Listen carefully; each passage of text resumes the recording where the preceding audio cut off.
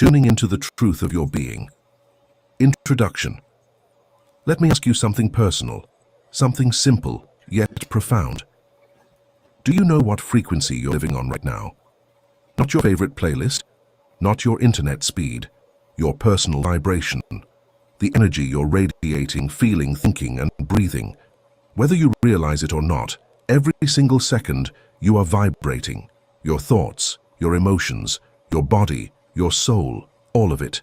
You are not just in the universe is vibrating through you. Welcome to the Middle Book, the channel where energy meets awareness and spiritual awakening becomes a way of life. This audiobook is an invitation, a doorway, a powerful reminder that you are far more than flesh and thoughts. You are a finely tuned, energetic being in a vibrational universe. And everything in that universe, everything is made of frequency. From the cells in your body to the stars in the sky. From your deepest fears to your highest dreams, everything pulses with energy. And the truth is, you're not just affected by those energies. You're shaping them, right now, just by the way you think, just by the way you feel, just by the state you choose to live in. The great mystics of the past knew this. So did the ancient scientists, sages, and seers. They understood that all of life is vibration, and that consciousness, your awareness, is the conductor of that vibrational orchestra. Now modern science is catching up. Quantum physics confirms that matter is not solid, but energetic. Our thoughts aren't just fleeting impulses, they're frequencies. Emotions aren't just reactions, they're signals. And intention isn't just hope, it's vibrational alignment with potential realities. But let's bring this down to earth. Maybe you've been feeling stuck, like you're doing all the right things, but life isn't flowing the way it should. Maybe you've been struggling with low energy, toxic patterns, or self-doubt that won't let go. Or maybe you're simply ready. Ready for a deeper understanding of yourself. Ready for clarity, ready for change. Not on the surface, but at the energetic level. If that's you, you're in the right place. In this audiobook, we'll go on a journey through vibration and frequency, not as abstract ideas, but as living, breathing tools you can feel and use. We'll explore the energy body, consciousness, healing frequencies, emotional resonance, and the practical ways to raise your vibration and live in alignment with your highest self. We'll uncover how your personal vibration affects your health, your relationships, your creativity, your ability to manifest, and even your sense of purpose. You'll learn how to tune into your energy field, balance your chakras, and tap into the profound intelligence of your own vibration. This is not about becoming someone new. This is about remembering who you've always been beneath the static, a conscious creator, a vibrational being, a living frequency of the universe itself. This journey isn't about forcing, fixing, or faking. It's about aligning, listening, and allowing. It's about becoming more aware of the energy you bring into every moment and learning how to shift that energy with clarity and intention. And more about power, not the kind that dominates or competes, but the kind that resonates. The kind of inner power that naturally draws in peace, opportunity, and synchronicity. The power that comes when you vibrate at your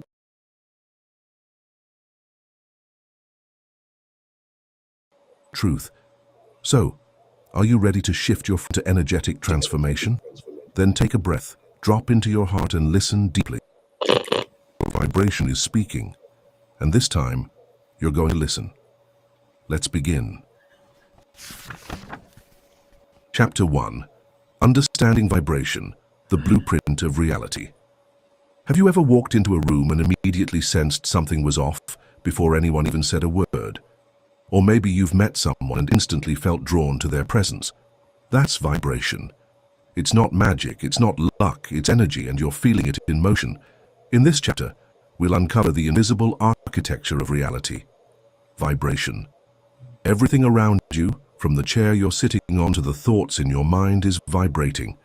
The universe at its core is not made of stuff. It's made of energy, and that energy is in constant motion. It vibrates. But what exactly is vibration? Vibration is the oscillation of particles. The speed and frequency of this movement determine how we experience things: solid, liquid, thought, or feeling. High-frequency vibrations tend to be lighter, more expansive, and aligned with emotions like love, joy, and peace. Low-frequency vibrations are denser and heavier. Think fear, guilt, or shame. Everything that exists carries a vibrational signature, a unique, energetic frequency. Just like every radio station has its own channel, so do your thoughts, your body, your emotions, and even your intentions. Let's take a look at something we use every day: sound. Music is a form of vibration. When you listen to upbeat, joyful music, your mood can lift almost instantly. That's not a coincidence, that's resonance. Your body, your mind, and even your emotions respond to frequencies, and that principle extends far beyond music. Color? Also vibration. Each color vibrates at a specific frequency. Red is lower and more grounding. Blue is higher and more calming. White light itself is a symphony of frequencies blending together. Words? Absolutely. Every word you speak carries a vibrational imprint. That's why language has the power to hurt or to heal. A word spoken with love can elevate someone's entire energy field. A harsh word can bring someone's vibration crashing down. And here's where it gets fascinating. Your thoughts are vibrations too. They ripple out, shaping your energy field and influencing the reality you experience. Think of your thoughts like tuning forks. When you consistently think in a certain pattern, you're tuning yourself to that frequency. This is why people who constantly dwell in negativity often experience more of it. It's not punishment, it's resonance, like attracts like, vibrationally. This is the deeper truth behind the law of attraction, which actually rests on the law of vibration. Before you attract anything, you vibrate with it. In ancient teachings, from the Vedas in India to the Hermetic traditions of Egypt, the idea that the universe is vibrational wasn't just metaphor, it was truth. As above, so below. As within, so without. These statements weren't philosophy, they were science spoken in spiritual language. They were telling us, you are the universe, vibrating in human form. Let's take a pause here and do a quick energy check. How are you feeling right now? Calm? Restless? Curious? Whatever you're feeling carries a frequency, and that frequency is being broadcast outward even as you listen to these words. These days, modern science is catching up.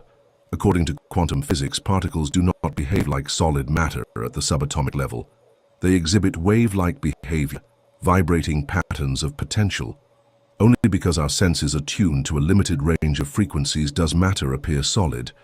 You would realize that the solid world is actually a ballet of movement and energy if you could change your lens of perception.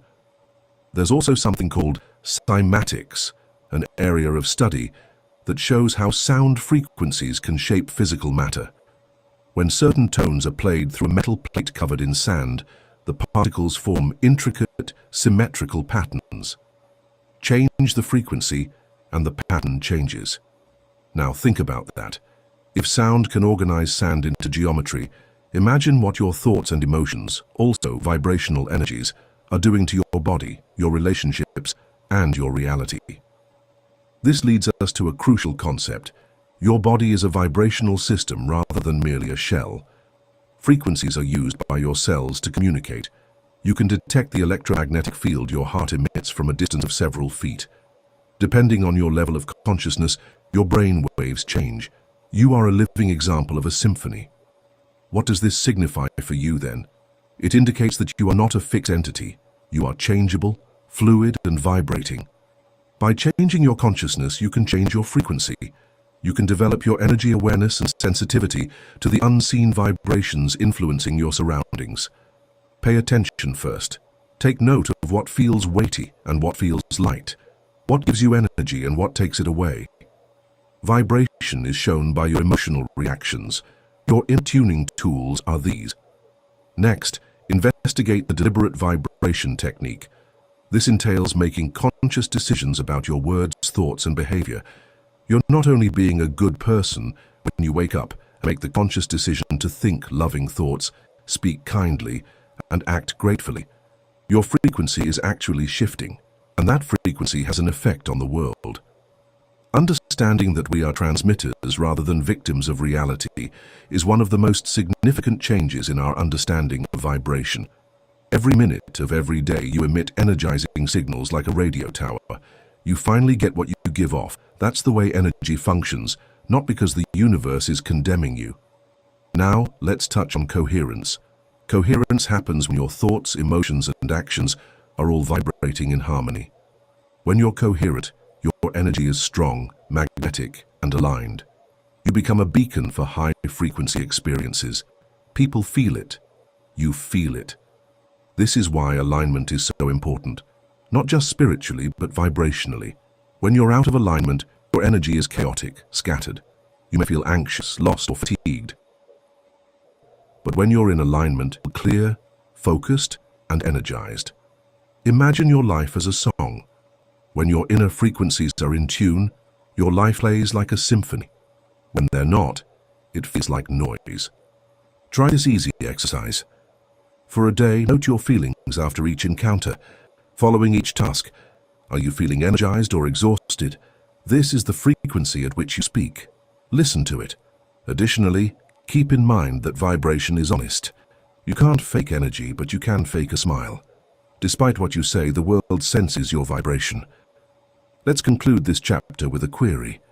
What's causing you to vibrate at the moment? Is it the occurrence of freedom or fear? Is it abundance or scarcity?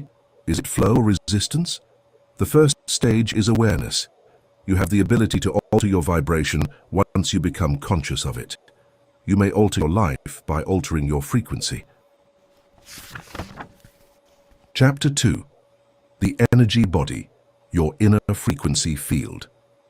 Now that we've laid the foundation of vibration as the blueprint of reality, let's take that knowledge inward, into you. Because you're not just a physical body moving through space, you are a vibrational being wrapped in layers of invisible energy. You are energy in form, and that energy body is alive, responsive, and powerful. Think of your body as more than just flesh and bones. Surrounding you is a subtle energy field, often called the aura, that acts like a vibrational fingerprint. It's constantly interacting with the world around you.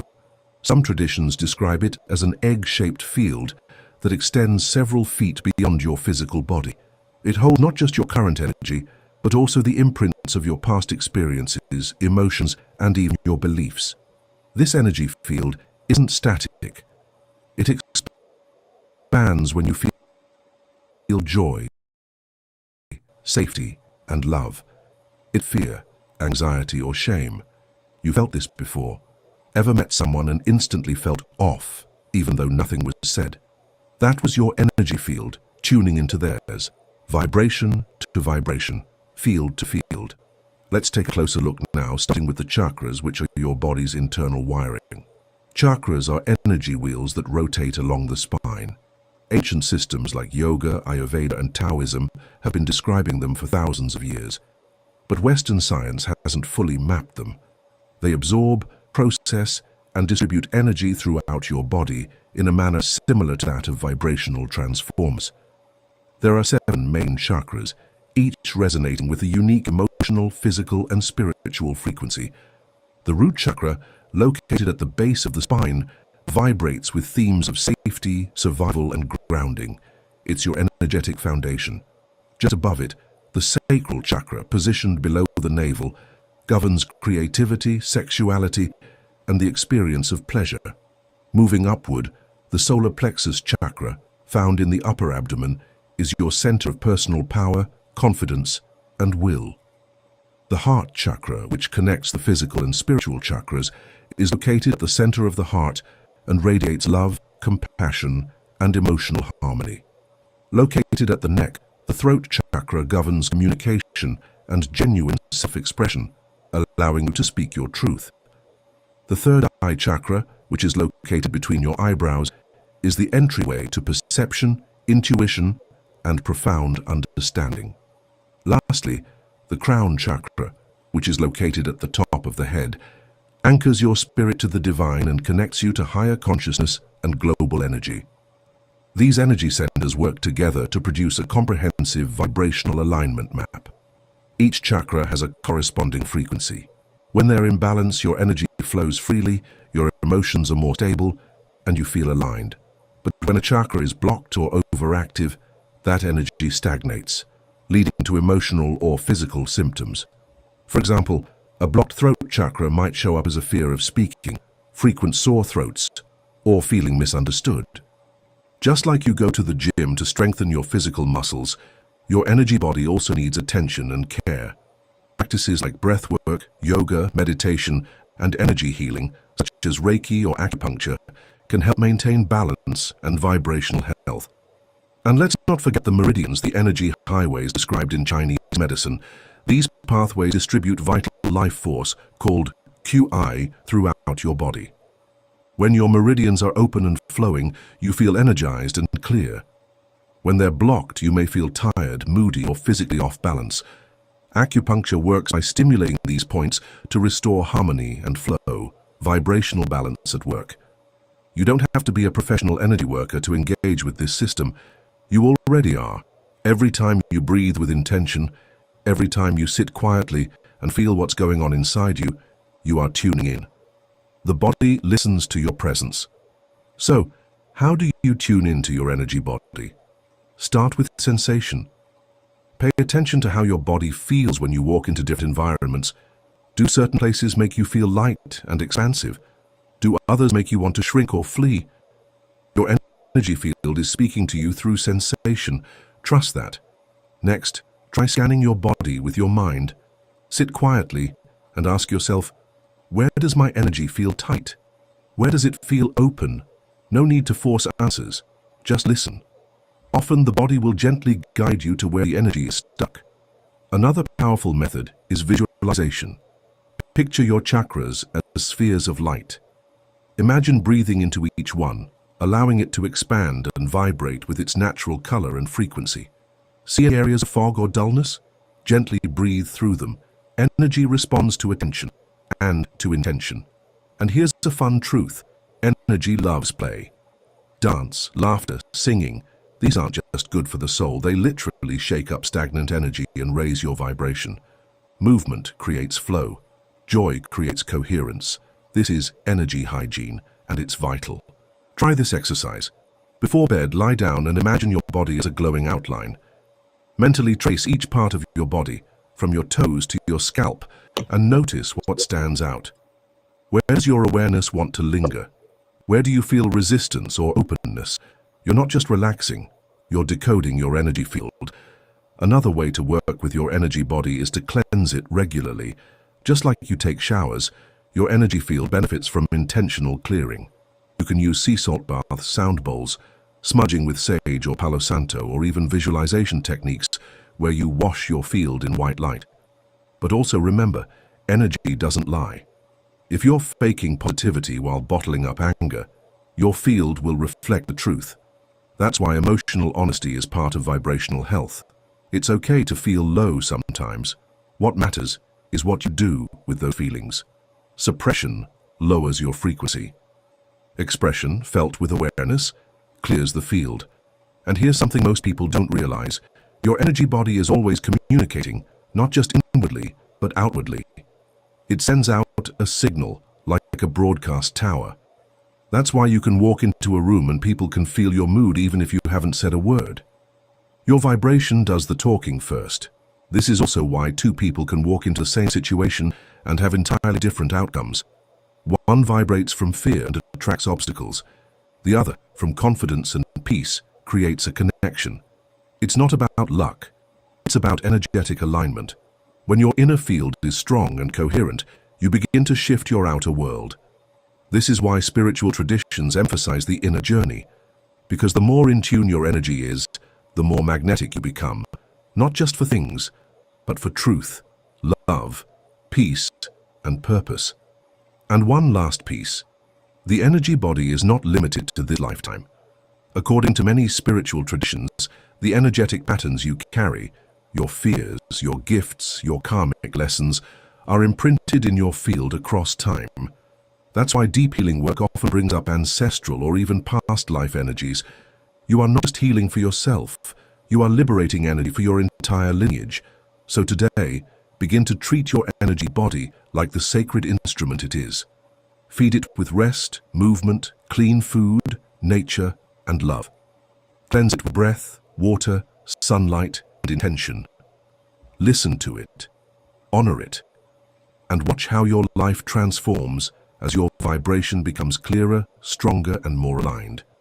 In the next chapter, we'll dive into consciousness as frequency and how your awareness is the most powerful tuner of your energetic state. Chapter 3. Consciousness as frequency. Close your eyes for a moment. Imagine your mind not as a cloud of thoughts, but as a wave of light, constantly moving, constantly changing. Imagine every belief, every intention, every flicker of attention as a signal, broadcasting into the universe and tuning you to a specific experience of reality. This isn't fantasy, this is consciousness, and it's pure frequency. Consciousness is often spoken of as awareness, and that's true. But awareness itself has layers, depths, and each layer vibrates differently. When you're angry or fearful, your awareness contracts. You become laser-focused on problems, risks, survival. But when you're in love, in awe, in peace, your consciousness expands. You see more, feel more, understand more. Your frequency rises, and with it, your perspective. This chapter is about understanding how consciousness isn't just a mental or emotional state. It's an energetic signature. It's your inner radio station, and it determines everything you perceive, attract, and experience in the world. Let's begin with this truth. Your consciousness creates coherence or chaos in your life. When your thoughts are scattered, your energy is scattered. When your mind is anxious, your body follows. You move through your day reacting instead of creating. When your consciousness is focused, calm, and aligned, you enter flow. You shift from friction to ease, from fear to clarity. And the beautiful part? You are not stuck on one station. Your consciousness is completely tunable. Like a dial, you can shift it, moment by moment, through choice and practice. That's the power most people never realize they have. You've probably noticed this already. When you wake up feeling grateful, the day tends to flow better. People respond to you more positively. Challenges feel lighter. That's not a coincidence, it's resonance. You are vibrating at a higher level of consciousness, and the world is mirroring that back to you. Now let's talk about the levels of consciousness, not as fixed stages, but as vibrational zones. At the lower frequencies of consciousness, we find states like shame, guilt, apathy, grief, and fear. These are heavy energies. They close your heart, tighten your body, and shrink your vision. When you're stuck here, the world feels dark, unfair, and hopeless. As we rise, we move into frequencies of courage, neutrality, willingness, and reason.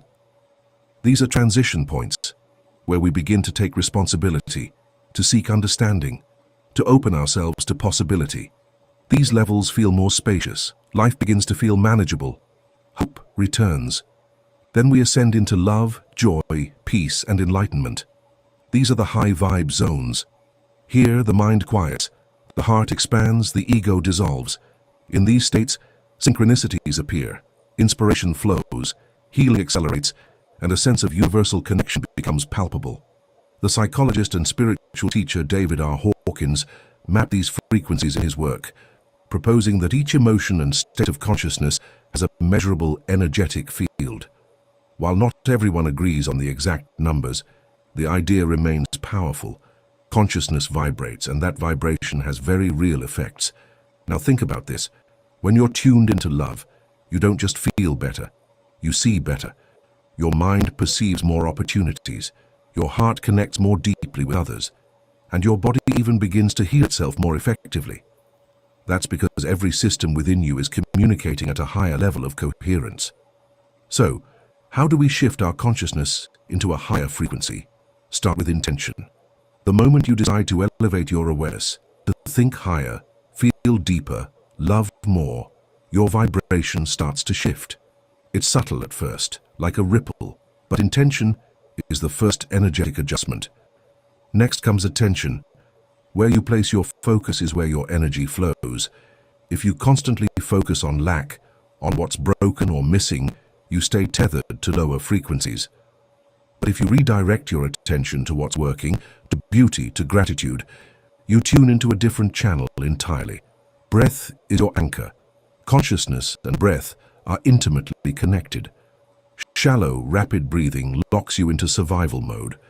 Deep, rhythmic breathing activates the parasympathetic system, quiets the mind, and expands awareness. In many spiritual practices, breath is seen as the bridge between body and spirit, between thought and being. Another powerful tool? Silence.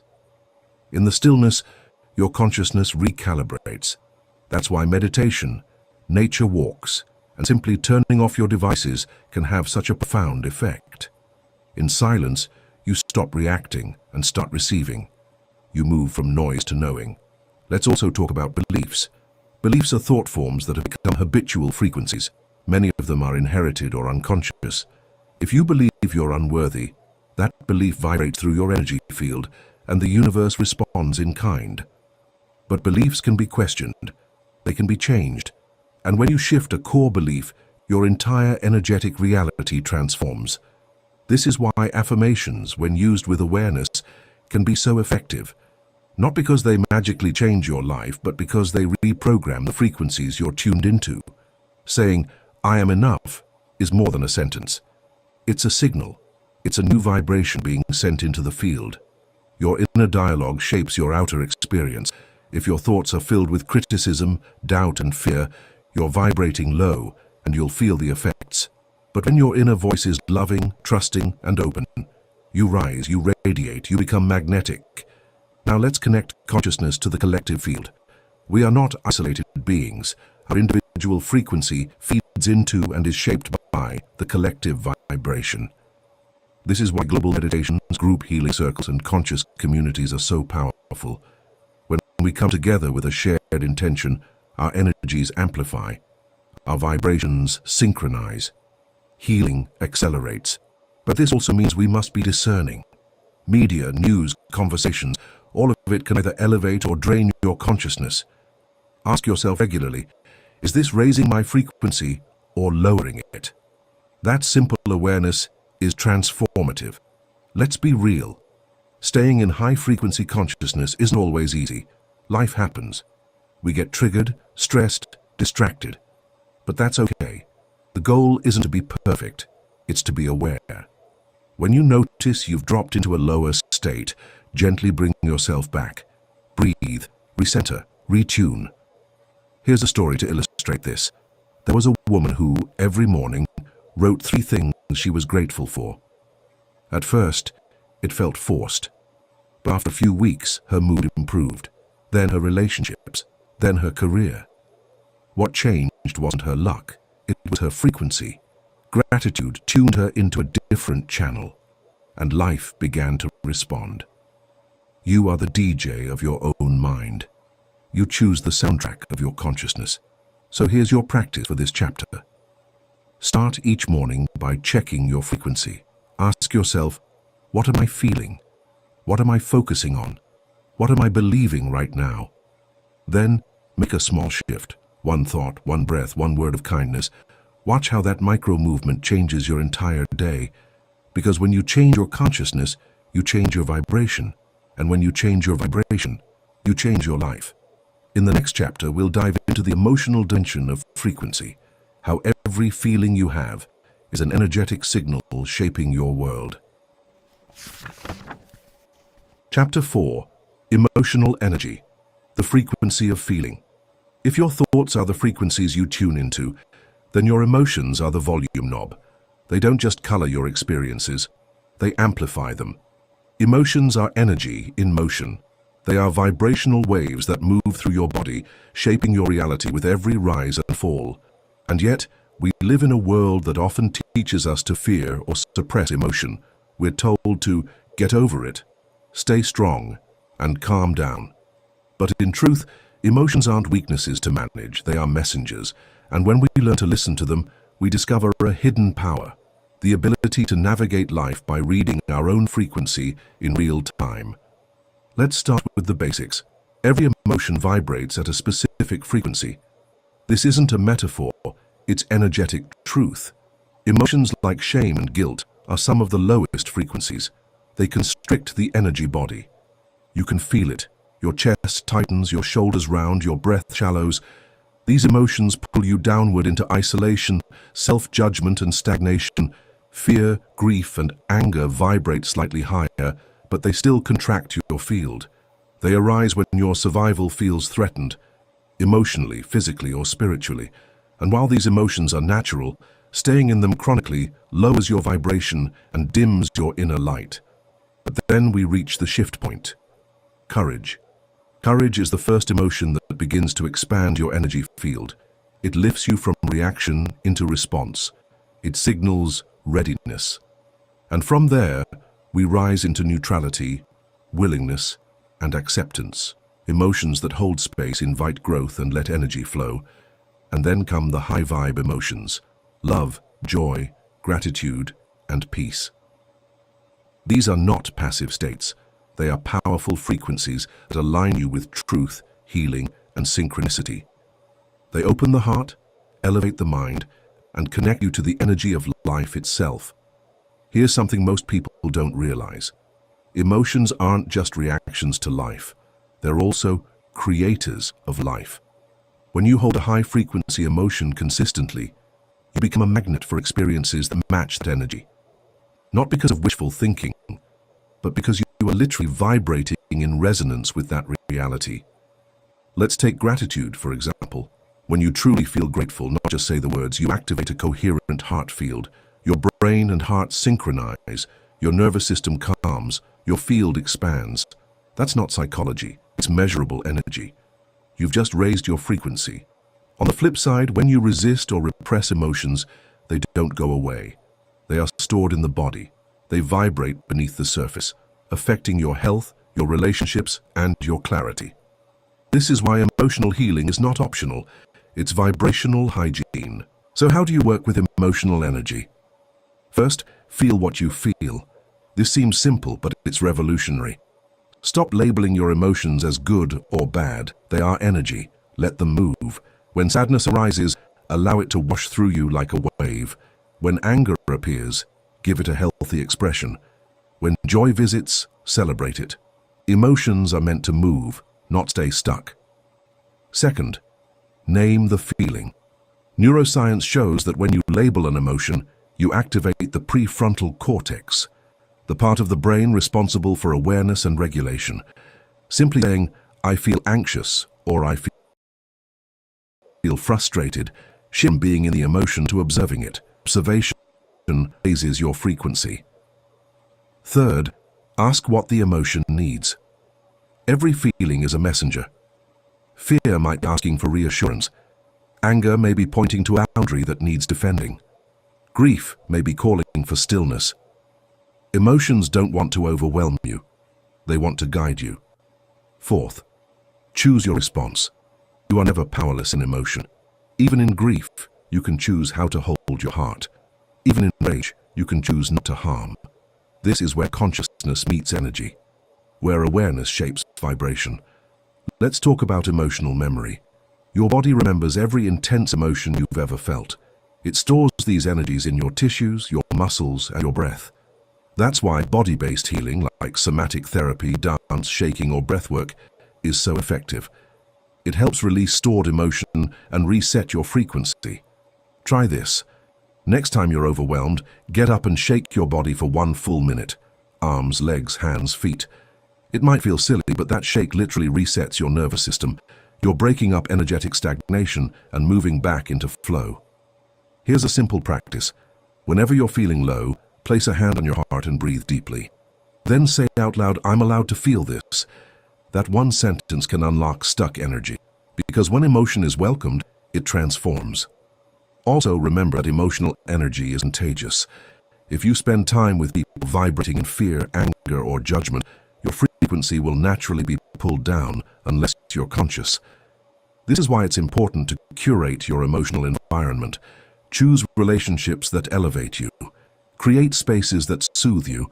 Protect your peace like it's sacred, because it is. This brings us to emotional boundaries.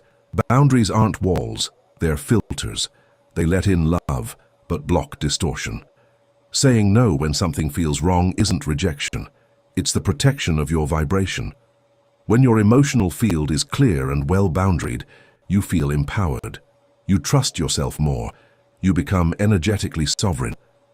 Let's look at emotional alchemy, the ability to transform low-vibration feelings into high-vibration wisdom. This is where your growth becomes spiritual gold. For example, transform grief into compassion, anger into advocacy, fear into clarity. That's not bypassing, that's transmutation. It's using emotional energy as fuel, not a weight. And here's the most powerful tool: emotional neutrality. This is the state where you don't judge the feeling, you just witness it. In neutrality, you rise above the drama, you stop fighting your own inner world. And that acceptance creates a vibrational opening for peace. Now, don't confuse neutrality with numbness. Numbness is suppression. Neutrality is presence. It's holding space for your humanity without losing your energetic sovereignty. It's saying, I can feel this and stay in my center. Want to deepen your awareness? Try this daily ritual. Each night before bed, scan through your day. Ask, when did my energy rise? When did it drop?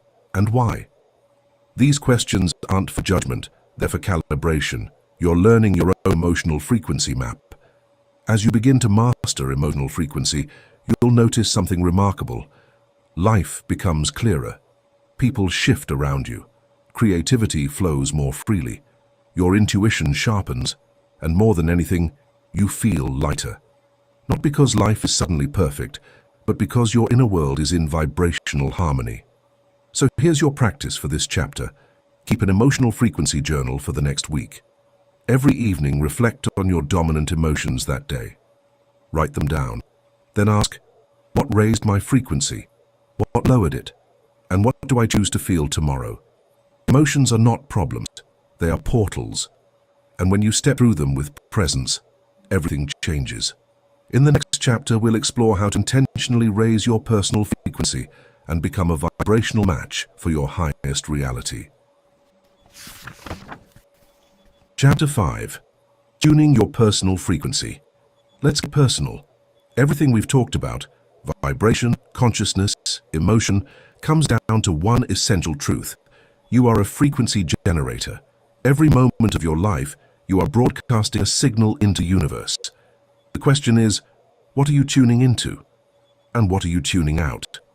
This chapter is about taking control of that dial. Tuning your personal frequency isn't about pretending to be happy all the time. It's about becoming conscious of your energy, learning how to raise it and knowing how to protect it. When you align your vibration with intention, your life becomes a reflection of your inner coherence. It starts with awareness. Throughout your day, ask yourself, what am I feeling right now? Where is my attention? Is my energy contracted or expansive?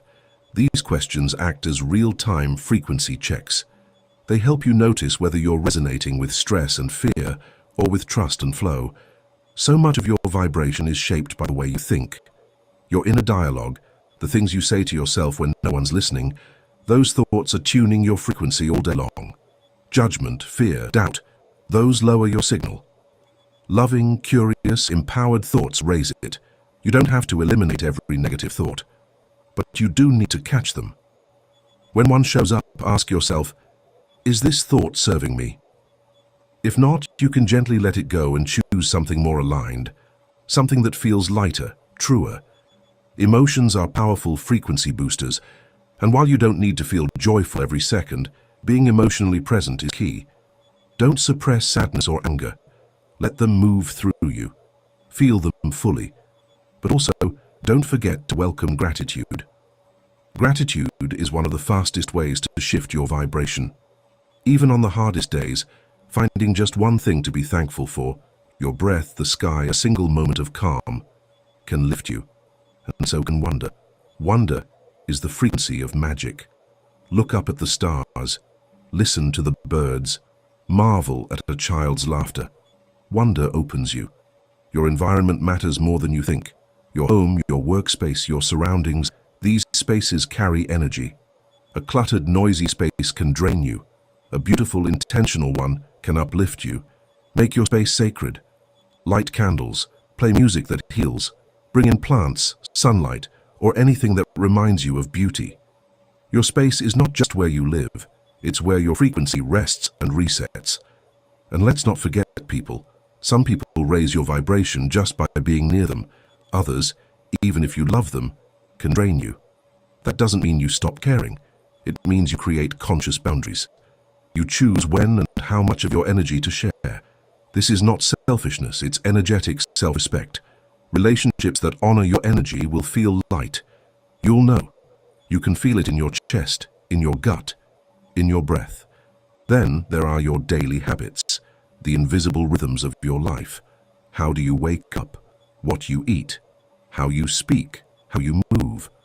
All of it either supports your frequency or distorts it. Start your morning with a moment of stillness. Breathe. Speak an affirmation. Feel the light around you. It only takes 5 minutes to shift your energy and set the tone for your day. Throughout the day, take little pause breaks. Breathe between tasks. Stretch your body. Let your nervous system soften. Even tiny actions can become sacred rituals. Light a candle before a call. Speak a loving mantra before bed. Drink water with intention. Walk barefoot in the grass. These aren't routines. They're frequency aligners. Everything you choose is tuning you. Every yes, every no, every silence, every statement. So before you commit to anything, ask, does this feel like contraction or expansion? Learn to trust that answer. Learn to listen to the subtle buzz of your energy saying yes, or the quiet resistance saying no. It's always there. Your energy knows. Food is part of this too. What you eat has a vibration. Whole foods, fresh fruits and vegetables, clean water, they carry life force. Heavily processed, artificial foods feel different. Notice how you feel after you eat. Do you feel alive or sluggish? There's no need for perfection, just intention, just listen. Even blessing your food before you eat shifts the energy. Speak love into your meal. Give thanks for its nourishment. That moment alone can transform what you receive. The meal you consume is also food. Mental and emotional food. You scroll through what you read, what you watch, it all enters your field. Fear-based media lowers your vibration. Inspiring content lifts it. Be mindful of your inputs. Use your devices to feed your light, not dim it. So, what do you do when your frequency crashes? When life feels heavy or your energy feels scattered? Here's a simple reset. Place your hand over your heart. Breathe in deeply. Breathe out slowly. Do this 3 times. Then speak a truth out loud. I honor how I feel, and I choose to return to center. Visualize golden light flowing through you, cleansing, realigning, and lifting your energy. Even a smile, a small one, shifts your chemistry. Try it. You'll feel the change. Above all, protect your joy. Joy is sacred electricity. It's magnetic. It draws in beauty, connection, and purpose. Don't wait for joy to arrive. Choose it. Schedule it. Dance to a song you love. Laugh with someone you adore. Create for no reason. Play like you're 5 years old again. Joy is your soul reminding you what alignment feels like. Living in a high frequency isn't about perfection. It's about consistency, tuning again and again, moment by moment. And when you fall out of tune, and you will, that's okay. The power is in returning. The practice is in remembering. Here's something simple you can do this week. Choose one tool for each aspect of your energy. Your thoughts, your emotions, your space, your relationships, and your habits. Just one thing in each area that lifts you. Write them down. Practice them daily. Notice how your energy responds. Notice what begins to shift in your life. Because when you shift your frequency, your reality follows. Doors open. Ideas arrive. People appear. Not because you're lucky, but because you're aligned. In the next chapter, we'll explore how sound, light, and the vibrational power of healing frequencies can take your energetic transformation even deeper, scientifically and spiritually. Chapter 6. Healing Frequencies. Sound, light, and vibrational medicine. Imagine this. You're lying down in a quiet room. A soft tone begins to play, low and resonant. As it fills the space, something begins to shift inside you, not just in your mind, but in your body. Your breath slows, your muscles release, your thoughts grow quiet. You're not just hearing sound, you're feeling it. That's not your imagination, that's vibrational medicine at work. This chapter is about the invisible forces that heal, about how frequency, delivered through sound, light, and intention, can restore the body, calm the mind, and realign the spirit. For centuries, ancient civilizations knew that. They used chants, drums, singing bowls, crystals, color, and breath, not as rituals for show, but as tools of deep energetic recalibration. Now, modern science is beginning to verify what mystics have always known. Frequency is not just a metaphor, it's medicine. Let's start with sound, which is arguably our most basic and instantaneous vibrational healer. You've sensed it. You cry when you hear the wave of music, the calming cadence of waves in the ocean. Grounding yourself back into your body is the steady beat of a drum, where words cannot, sound can.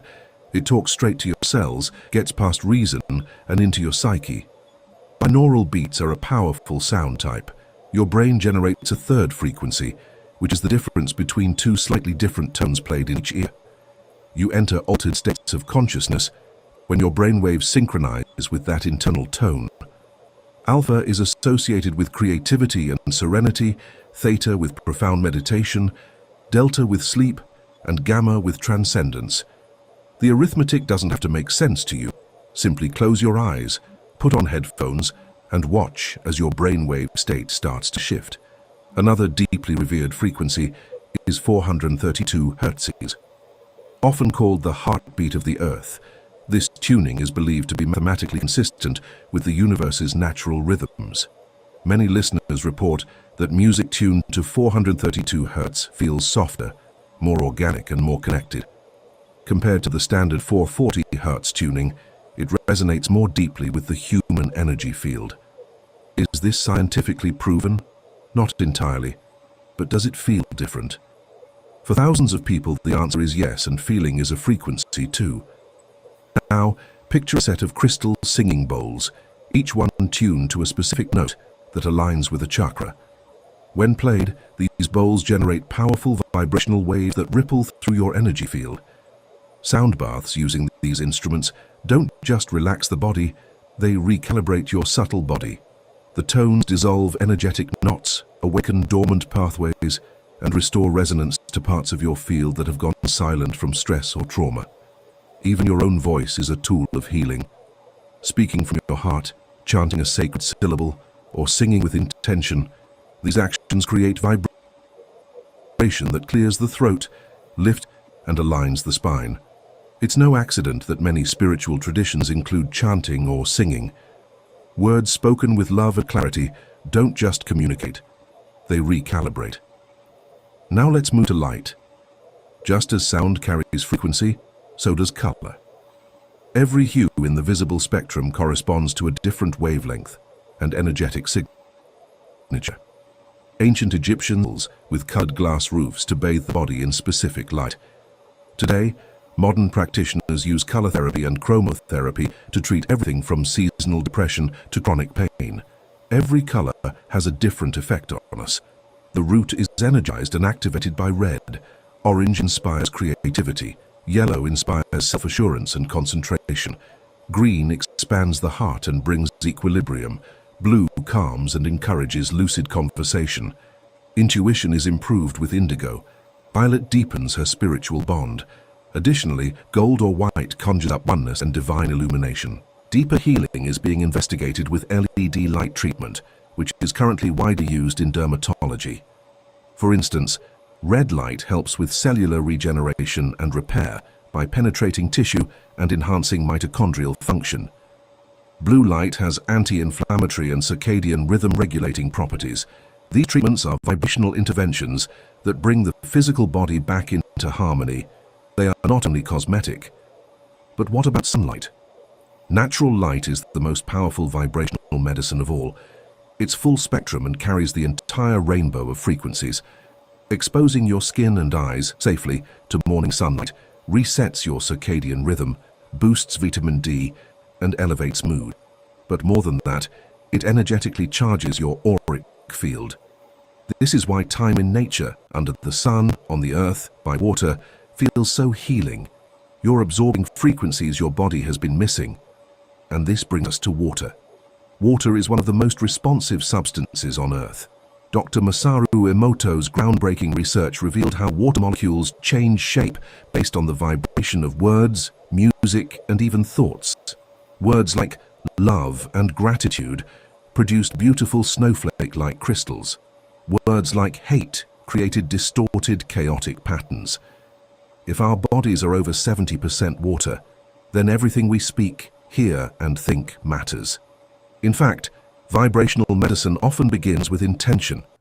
Whether you're listening to music, bathing in light, or drinking a glass of water, you can infuse these experiences with healing energy simply by setting an intention.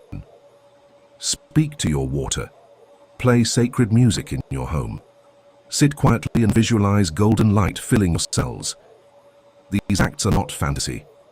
They are frequent, and your body is listening. Vibrational medicine includes practices like Reiki, where practitioners channel universal energy into the body's field to dissolve blocks and restore balance. It includes acupuncture, where needles stimulate meridians to restore energetic flow. It includes frequency-infused tools, from pendants to water bottles, that claim to stabilize and enhance your field. Whether you believe in the technology or not, what matters is this: energy healing works not just through the tool, but through the field of belief and intention. When your heart is open and your mind is present, you become more receptive to vibrational change, and healing becomes possible. There's a story of a man who suffered from extreme anxiety. Traditional therapy helped, but something was missing. A friend invited him to a crystal sound bath. Skeptical, he went. As the bowls played, tears began to fall, not from pain, but from release. He didn't understand it, but his body did. The sound spoke to his nervous system in a language deeper than words. That's the magic of frequency. It bypasses your defenses. It touches your soul. You don't need to understand all the science. You don't need to own all the tools. What you do need is awareness and willingness. Willingness to explore, to feel, to attune. So here's your invitation. This week, choose one vibrational healing tool to explore. It could be a sound, like singing, drumming, or listening to binaural beats. It could be light, watching the sunrise, taking a light bath, or visualizing color during meditation. It could be simply placing your hand on your heart and humming. Whatever you choose, do it with presence, do it with gratitude, and let your energy remember what wholeness feels like. In the next chapter, we'll explore how all of this comes together, how raising your frequency leads to deeper spiritual alignment, and how your vibration becomes the path, the practice, and the purpose. Chapter 7. Spiritual Alignment. Living as Frequency. Take a breath and place your attention on your heart. Now ask yourself, not with your mind, but with your soul, am I in alignment with who I truly am? That's not just a philosophical question. It's a vibrational one. Because alignment isn't a concept, it's a frequency. And when you're in it, you feel lighter, clearer, grounded yet expansive. Life begins to flow. The right people show up. Synchronicities unfold. Your inner and outer worlds start to dance in rhythm. You're not pushing life forward. You're being pulled by something deeper, wiser, more whole. This is what spiritual alignment feels like. It's the vibrational resonance between your highest self and your lived experience. It's not about perfection. It's about coherence.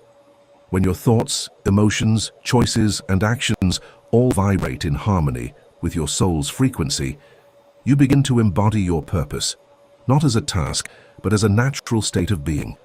Misalignment, on the other hand, feels like noise. It shows up as resistance. It sounds like confusion. It feels like pressure without inspiration, motion without meaning. You might be moving, doing, achieving, but you're not resonating. You're broadcasting on one frequency while your soul is calling from another. The good news is that misalignment is a map. It's showing you where the tuning is off. Every low energy moment, every bout of restlessness, every Why does this feel wrong? Those are indicators, invitations to pause, listen, and adjust. Spiritual alignment begins with remembering who you are, not the roles you play or the expectations you meet, but the essence underneath, your core frequency, the unique energetic code you were born with. And that remembering isn't about learning something new, it's about unlearning everything that told you to ignore your inner knowing. Alignment deepens when you start living from your inner frequency first.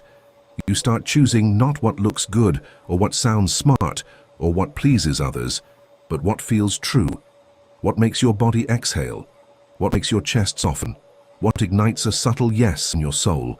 This isn't always easy. Living as frequency often requires letting go of people, paths, and patterns that no longer match your energy. You might find yourself outgrowing conversations, careers, or identities. That's not ego, it's evolution. You're not rejecting the old. You're simply rising into the resonance of the new. And yes, this path can feel lonely at times, because when you change your vibration, you change your reality.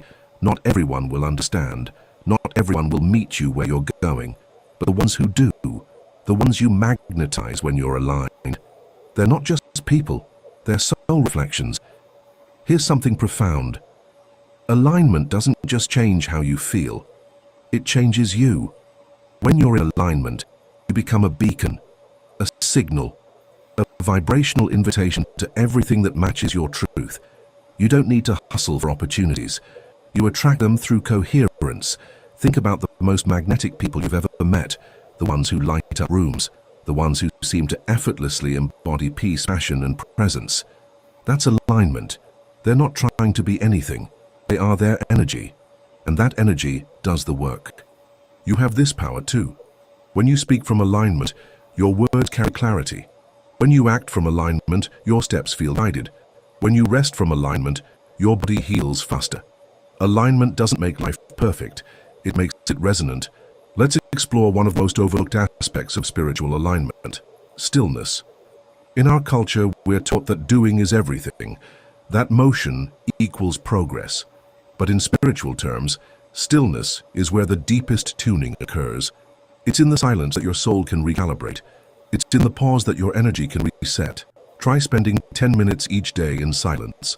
Not meditating, not praying, not visualizing, just being, just listening, no agenda, just space. Over time, that space will begin to speak to you.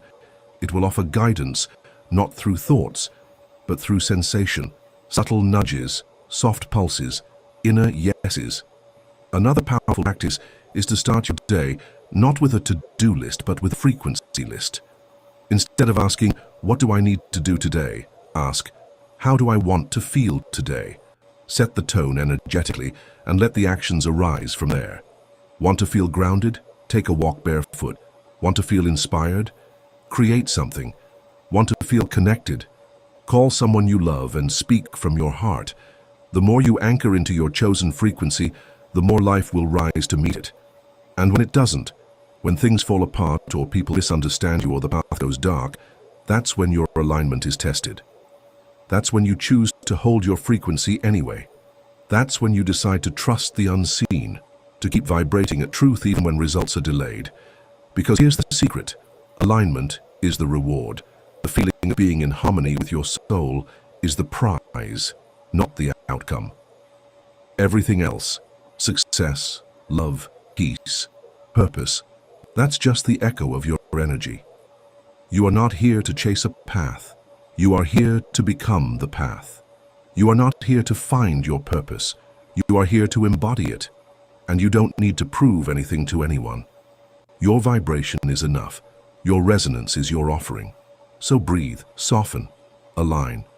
Ask yourself right now, what would it feel like to live in full alignment? Feel the answer. Let it move through your chest, your spine, your breath. That feeling is your compass. That feeling is your truth. That's the frequency of you. In the next chapter, we'll explore how to integrate everything you've learned, how to design a vibrational lifestyle that supports your highest self, nourishes your field, and empowers you to become the living embodiment of your frequency.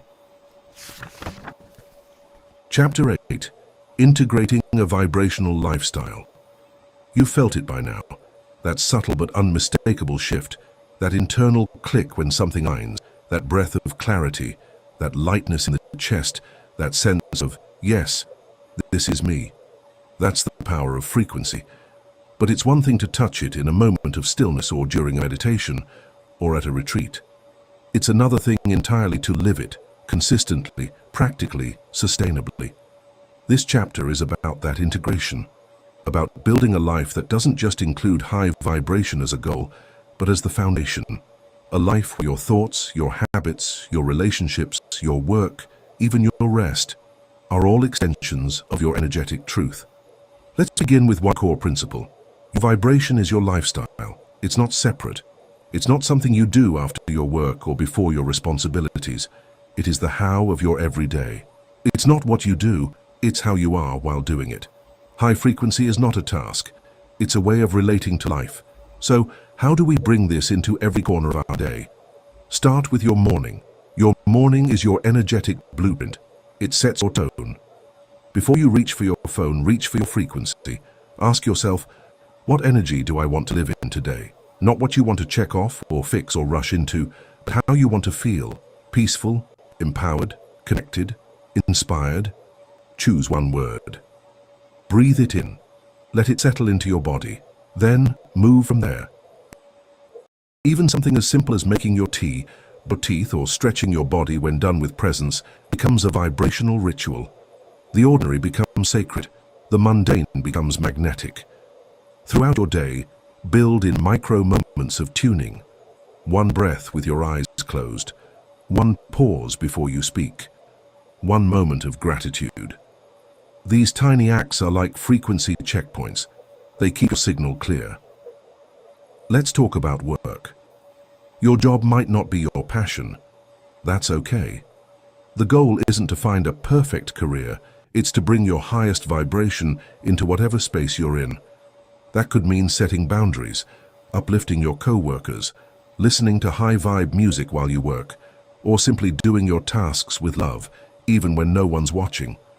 If you're building a dream, do it with energy first. Visualize not just the result, but the feeling. Ask, what frequency does this dream carry? And how can I live that frequency now? The more you match the vibration of your vision, the faster it materializes. In your relationships, lead with energy. Don't try to control people or outcomes. Just stay in your frequency. Speak with love. Listen with presence. Release with peace. Let your energy teach people how to treat you, not with force but with consistency. Some people will rise to meet your frequency. Others will fade away. Let them. Your job is not to hold on. It's to hold truth. High-frequency relationships are not perfect, but they are honest, nourishing, reflective. And when they challenge you, it's in service of growth, not fear. Let's talk about your home. Your space is your energetic container. Clean it, not just for appearance, but for vibration. Clear clutter, open windows, burn sage or Palo Santo, play healing sounds, bless your space. Say out loud, this home is a sanctuary. It holds peace. It holds love. It holds me. Your body is your frequency vessel. It's the instrument through which you transmit and receive energy. Move it with love. Feed it with care. Hydrate it like a ritual. Rest it without guilt. The more you are your body, the clearer your signal becomes. What about conflict? What about those moments when you fall out of tune? First, remember, that's normal. You're not failing. You're just human. The goal isn't to never dip, it's to recover faster. When you feel triggered, heavy, or off track, pause. Breathe. Ask, what frequency am I in right now? What pulled me here? And what frequency do I choose instead? Then take one small action to shift. A walk, a song, a prayer, a glass of water, a moment of stillness. Frequency shifts don't have to be dramatic. They just have to be intentional. Evenings are your energetic reset. As you wind down, reflect. Where did I expand today? Where did I contract? What did I learn about my energy? Then release it. No judgment, just awareness. Then tune into your preferred frequency for sleep.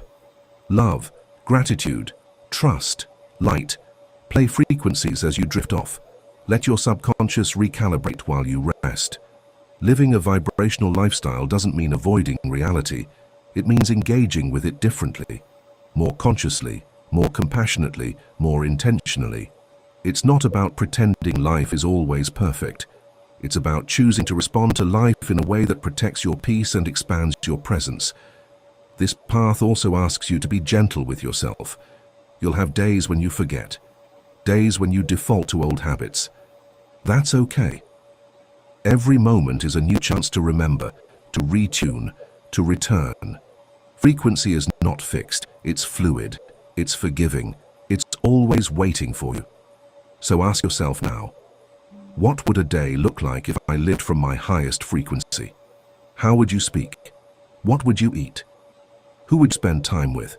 What would you stop doing? What would you finally begin? This is your real work, not the endless doing, but the daily becoming. Becoming the vibration you wish to live in. Becoming the frequency that heals, inspires, and awakens. Becoming the version of you that already exists in your highest timeline, and choosing to embody that now. Design your days, not just around goals, but around energy. Create your routines not just for productivity, but for presence.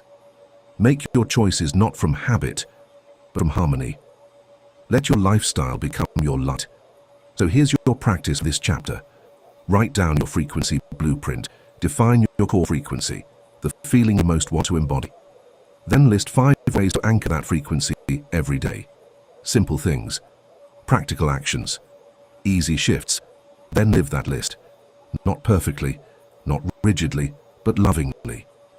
Let your days become rituals. Let your life become alignment. In the final chapter, we'll bring everything full circle.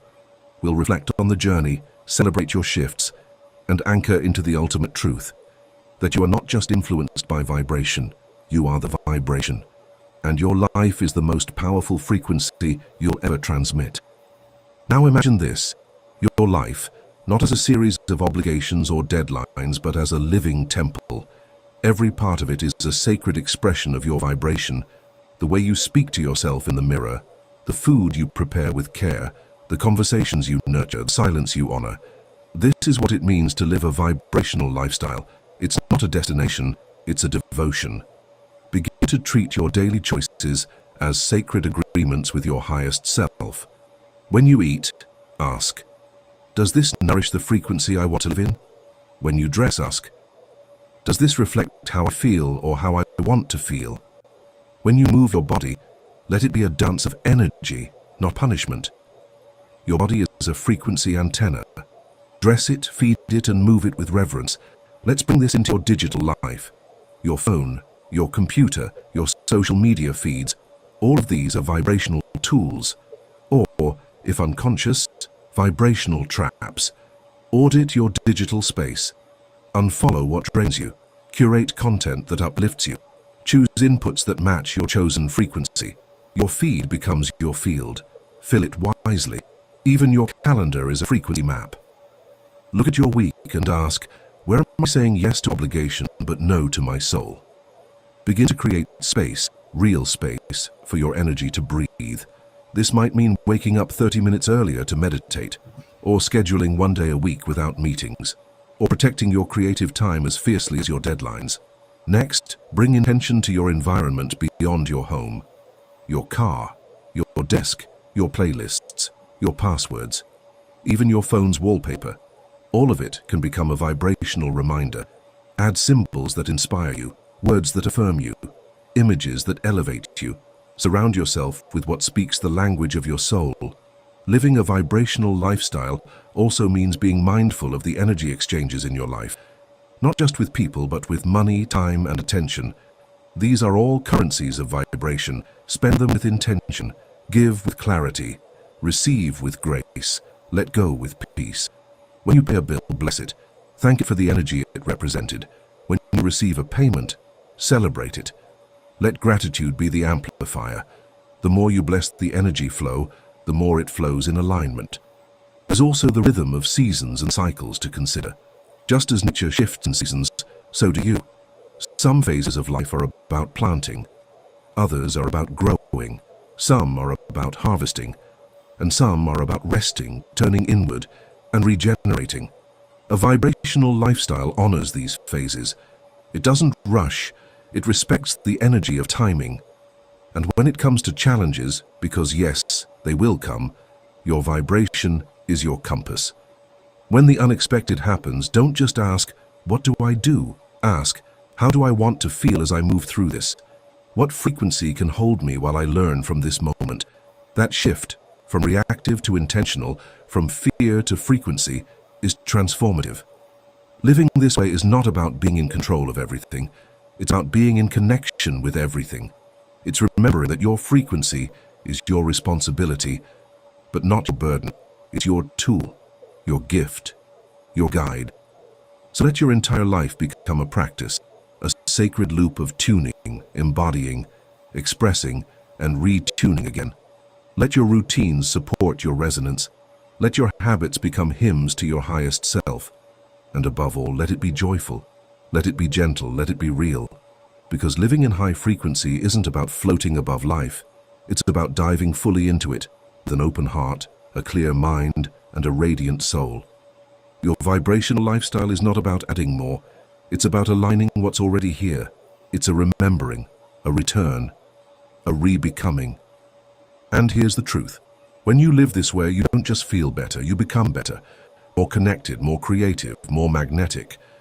Not because you're trying, but because your energy is coherent, and coherence is power. Let this chapter be your permission to live beautifully, to wake up every day and choose to tune in. Not because you have to, but because you get to. Because you now know that your frequency shapes your life, and that you are free to shape it with love. Chapter 9. The Frequency of Legacy. There's a moment, quiet, spacious, sacred, when you realize that all this work, all this inner tuning and transformation isn't just about you. It's about something larger, something lasting, something invisible yet undeniable. It's about legacy. And not the kind you leave behind, but the kind you live every single day. Because legacy is not built after you're gone. It's transmitted while you're here, through the energy you embody, the presence you carry, the love you extend.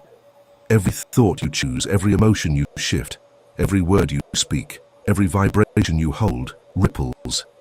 It travels beyond the moment. It enters the field, and it stays. So ask yourself now, with full honesty and full heart, what is the frequency I want to leave this world? Not the accomplishments, not the accolades, but the energy. When people think of you, what do they feel? When they remember you, what vibration lingers? That's your real legacy. It's easy to get caught up in the visible markers of success, the titles, the followers, the metrics, but frequency doesn't live on the surface. It lives in the field, in the way someone feels after they've spent time with you. In the shift that happened, not because of what you said, but because of who you were. Your vibration is your fingerprint on the world. And here's the miracle. It doesn't matter where you start. It only matters that you choose to start. Right here, right now, in this breath, in this body, in this lifetime. Legacy begins the moment you decide to live from your truth. So what does that look like? It looks like waking up and choosing coherence, speaking from kindness, listening with depth, creating with intention, resting reverence, walking through the world with the quiet power of someone who is tuned in. It means your presence becomes a safe space, a mirror, a catalyst. People begin to shift just by being around you, not because you're doing anything, but because your frequency is doing everything. That's energetic leadership, and it's the purest form of influence there is. And yet you may still wonder, does it matter?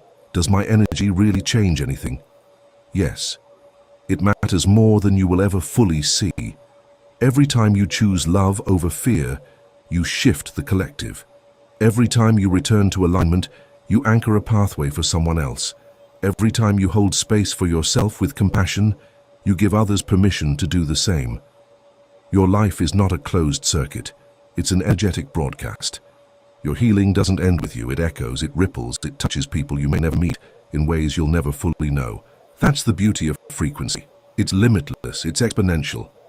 It moves through time and space, unbound by logic, fueled by intention. And so, as you walk this path of vibrational living, know this. You are building a legacy of light, not just in your actions, but in your essence. You boost your ancestry, past, present, and future, when you decide to increase your frequency. You interrupt cycles. Timelines are opened by you. You free previously stifled voices, including your own. Additionally, you facilitate the following soul's ascent. The little things are also where legacy resides. The manner the door is held, the way you sincerely apologize. You bless your food in this way, your method of holding your child's hand, the manner in which you pardon yourself. No action is too modest to transmit a love frequency. Let's extend the zoom even more. Think about yourself in 10, 20, or 50 years. What sort of energy would you like to remember? With your energies and not only your decisions, what type of world do you wish to contribute to? A monument is not your legacy. There is a resonance, and the more consciously you live that resonance, the more you become a beacon for your family, your community, your culture, your planet. This is the true revolution. A revolution not of noise, but of frequency. Not of dominance, but of coherence. Not of control, but of connection. And it begins within. So if you ever doubt the path, or question your worth, or feel like you're not doing enough, come back to this. You are a field, signal, and you are already impacting more than you know. Your legacy is in the vibration you hold, the alignment you embody, and the love you choose, especially when it's hard. It's in the way you keep tuning back, keep showing up, keep listening inward and living outward. You've come so far, you've remembered your power, you've reawakened your signal, you've begun to build a life that resonates. Now it's time to celebrate. Not because you're finished, but because you've arrived. Not at a destination, but at a frequency. The frequency of who you really are. And from this place, everything is possible. So breathe in deeply. Feel your body. Feel your field. Feel your heart. Say to yourself, quietly or out loud, this is my legacy. I am being of frequency, and I choose to live in alignment, love, and light. And let that become the signature you leave on this world. Legacy is carved in stone. It's carved in energy. In the invisible imprint you leave on hearts. In the ripple you create in consciousness. In the light you spark in a single moment that may echo through generations. And the most profound legacies are often the quietest ones. Think about it. The teacher who saw your potential before you saw it yourself. The stranger who smiled when you were having a rough day. The friend who held space without judgment. They may not remember those, but you do. Why? Because their energy reached you. Because their vibrations stayed with you. That's legacy. You're doing the same thing now. Every time you choose presence over distraction, honesty over comfort, compassion over reaction, you shift the field. You leave a trace. And that trace becomes part of the energetic fabric of our world. Let's reframe what it means to do something meaningful. It doesn't have to look like a TED Talk or a best-selling book. Meaning lies in the energy behind your choices. You can make tea with so much intention that it heals. You can hug someone with such presence that they cry. You can speak 3 words, I see you, and it can change a life. That is the power of frequency. And it's available to you always. The question is, are you aware of it? Are you using it consciously? This is the call of our time, not just to survive, not just to achieve, but to awaken, to tune in so deeply that your very being becomes a blessing, so that the way you live becomes the gift. Legacy doesn't begin with action, it begins with awareness. So today, right now, become aware of what you're broadcasting, not in judgment, but in curiosity. What tone are you carrying? What vibration are you planting in the field? Then ask, is this what I want to echo? Is this the signal I want to leave behind? If the answer is no, take a breath, choose again. You always can. That's what makes your legacy so powerful. It's alive, it evolves with you, it reflects your current alignment, which means you can upgrade it right now. Want your legacy to be peace? Practice it in every conversation. Want it to be creative? Make space for your art even when it feels silly. Want it to be love? Offer it freely, not because it's deserved, but because it's true. And if you're not sure what legacy you're living, look around. Not at your bank account or your resume, but at the energy around you, the way people feel after you leave, the spaces you touch, the choices you make when no one's watching. That's your living legacy. That's your vibrational truth. And don't forget, your legacy isn't just what you give to others, it's what you give to yourself. Are you leaving a trail of kindness in your inner world? Are you speaking to your own heart with reverence? Are you holding your own pain with grace? This inner legacy matters just as much, because the love you cultivate inside you becomes the love you transmit around you. You are not here to prove anything. You are here to resonate. You are not here to become someone.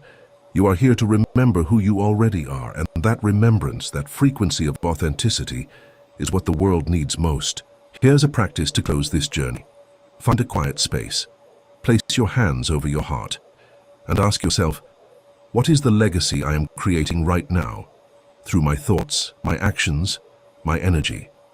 Then ask, what would it feel like to live in full alignment with that legacy today? Let the answer rise. Let the feeling root. Then go live with it, not later, not next year, now. You've traveled far in this journey. You've explored thought, emotion, energy, alignment, healing, purpose, and presence. You've remembered your power. You've reclaimed your vibration. And now you carry something different, a knowing, a resonance, a signal that others will feel. This is not the end. This is the integration, the beginning of a life lived fully in frequency. Your voice, your light, your truth, your legacy. All of it matters, all of it ripples, all of it heals. So go, be the vibration, live the frequency, become the legacy, and know this, always. You are the light, you are the signal, you are the gift. If this journey resonated with you, if it sparked something real, something deep, then you're already aligned with the energy of this space. Subscribe to the Middle Book for more content that lifts your frequency, expands your awareness, and supports your soul's evolution. We're not just building a channel, we're building a field, a global vibration of truth, healing, and light. Tap the bell, join the journey, and let's rise together.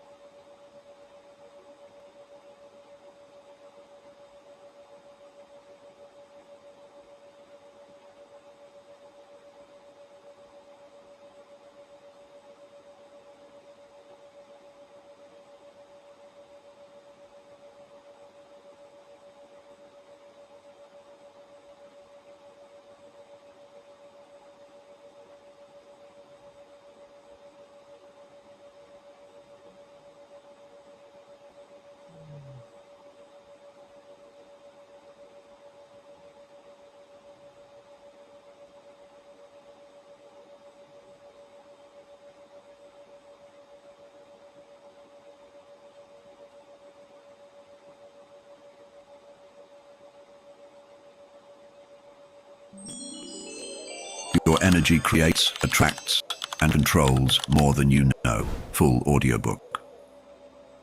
The power of your energy. Introduction. There is a current flowing through you, older than your name, deeper than your story. It is the silent pulse that shapes your days, the unseen field, weaving every encounter and every possibility. This current is not a metaphor. It is your energy. Tonight, you will hear its truth spoken into your soul. Let these words reach the hidden chambers of your memory, for you have always known. The power you seek has been within you all along. You may have felt small at times, as if life happened to you instead of through you. You may have wondered why certain patterns return, why love escapes, why abundance seems delayed.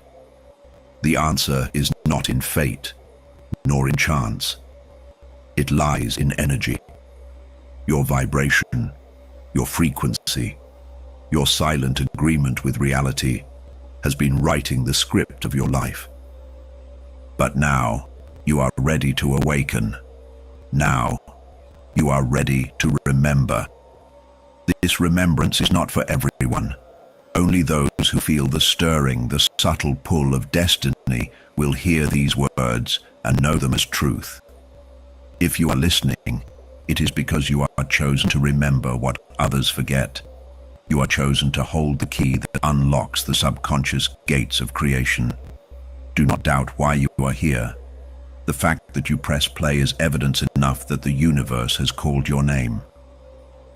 Listen carefully, for these words are not entertainment. They are activation. Each phrase carries a frequency designed to bypass the noise of the mind and sink into the timeless library of your soul. Allow the rhythm to slow your breath. Let the sound cradle you like ancient chanting. The old self will resist, knows. It has waited lifetimes for this remembering. Energy does not ask permission. It responds to alignment. You are not late. You are not lost. You are standing at the threshold of a different timeline, one that bends toward your awakening. Feel it even now, the subtle stirring in your chest, the warmth rising in your hands, the recognition in your spirit. This is not imagination. This is energy, and it is waiting for your command. So let us begin this sacred journey. Each chapter is a step deeper into your remembrance, a spiral drawing you closer to the truth of who you are. You will discover the hidden mechanics of vibration, the laws of energy exchange, the frequencies of healing and love. More than knowledge, you will feel activation. You will not only understand energy, you will become its master. The time is now. The door is open. Step through. Chapter 1. The hidden force of energy. Before the first word was spoken, before the stars even lit the heavens, there was energy. It breathed itself into matter, into time, into memory. You are not separate from it. You are its living expression. Invisible yet undeniable, it moves through you as surely as blood flows through your veins. To awaken to this truth is to remember that nothing in your life has ever been random. Many have felt powerless, trapped by circumstances and patterns they cannot explain. They blame luck, chance, or the will of others. But beneath the surface, energy has always been at play, shaping outcomes silently.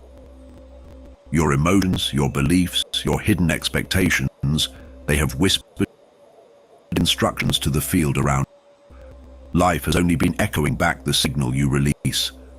Consider how a magnet draws iron filings into place. The magnet does not chase them, nor beg them to align. It simply is, and its force organizes reality.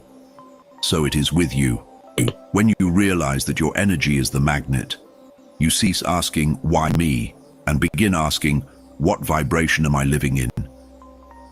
The shift begins there, in awareness of the current you carry. This hidden force has no boundaries. It listens to the language of your thoughts, amplifies the tone of your emotions, and responds without delay. Imagine a temple deep within your subconscious, where every word spoken in your mind becomes a decree. Some decrees open doors, others build walls. The temple does not judge, it only obeys. This is the neutrality of energy. It mirrors, never questions. You have seen this power before in fleeting moments of alignment. The time you thought of someone and they suddenly called. The chance meeting that shifted your path. The inner nudge that proved to be right. These were not accidents. They were demonstrations of energy listening to you. The more you awaken to this pattern, the more you see that the universe has always been fluent in your vibration. Energy is not controlled by force. It is directed by alignment. You cannot command the river by shouting at it, but you can learn to sail its current. In the same way, life responds not to your demands, but to your state. Rage creates resistance, fear creates collapse, while calm certainty opens paths where there were none. To master energy is not to fight it, It is to flow with its law. Close your eyes and imagine light radiating from your chest. See it spilling into the space around you, touching every object, every person, every possibility. This is not fantasy. It is vision training your energy field. Each time you see yourself as a being of power, your vibration expands. Each time you shrink in doubt, your energy contracts. You are shaping reality in every breath, whether you realize it or not. The ancients whispered this truth in symbols, spirals carved in stone, circles drawn in sacred sand, and those patterns governed destiny. You are inheriting their wisdom now, not as theory, but as living practice. The spiral still turns, and you are at its center. Every thought you choose spins out into eternity, returning to you as experience. Do not be deceived by appearances. The job you hold, the people you know, the city you live in, these are not accidents. They are reflections of your hidden force. If you wish to change the reflection, you do not break the mirror. You shift the light you project into it. Energy is that light. And when you begin to shine it deliberately, the whole world rearranges to meet you. Chapter 2. Understanding vibrations. Everything in existence hums with a secret song. The stone, the ocean, the body, even the thoughts inside your mind, they all vibrate. Some tones are dense and heavy, pulling life downward into struggle. Others are light and radiant, opening the way for miracles. To understand vibration is to understand that you are not fixed. You are frequency in motion. When your energy is low, life feels like a locked door. Misunderstandings multiply, opportunities vanish, and even body feels heavy. This is not punishment. It is resonance. The frequency you emit decides which experiences can find you. The universe is not withholding. It is simply echoing back what you broadcast. Think of a radio. If you are tuned to the wrong station, you will never hear the song you long for. The melody is out there, but you must shift the dial. So too with your vibration. You cannot demand abundance while radiating scarcity. You cannot beg for love while vibrating with fear. Energy does not respond to words. It responds to frequency. Sometimes you have felt an instant connection with someone you just met. At other times, you have sensed heaviness in a room without a word spoken. These moments reveal the truth. Vibration communicates before language. It builds bridges or erects barriers. When you raise your vibration, you begin to attract people, places, and events that feel like home to your soul. There is no need to fear the lower vibrations you encounter. They are not curses but signals. A heavy mood or constant obstacle is a message. Something in your field is misaligned. Instead of resisting, listen. Ask yourself, what am I radiating? What belief is humming beneath my thoughts? The answers appear when you stop blaming the outside and tune into the inner tone. Raising your vibration is simpler than you imagine. A breath taken with awareness lifts it. Gratitude whispered in the silence lifts it higher still. Movement, music, time in nature, all are instruments to shift your inner frequency. The more often you choose practices that elevate you, the more natural high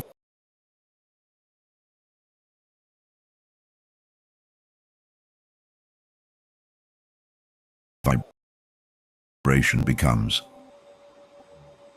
Visualize your body as a glowing heart, each string vibrating with a different aspect of your being, heart, spirit, and body. Some strings are tight, some loose, some silent. With intention, you begin to tune them one by one. Soon, the whole instrument hums in harmony. This is what happens when you align your inner vibration. Life becomes music, and as the music grows, so does your reality. Doors once locked open as if by grace. People enter your life carrying the very answers you have been seeking. The heaviness lifts, and synchronicities multiply.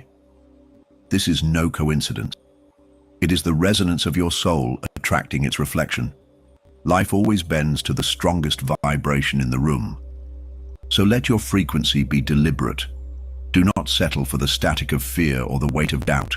Become the tuning fork of light that others feel drawn toward. With each shift upward, you are not just changing your life. You are sending ripples into the collective field of humanity. Your vibration is not small. It is the signal that reshapes the world. Chapter 3. The Law of Energy Exchange. Nothing you give ever disappears.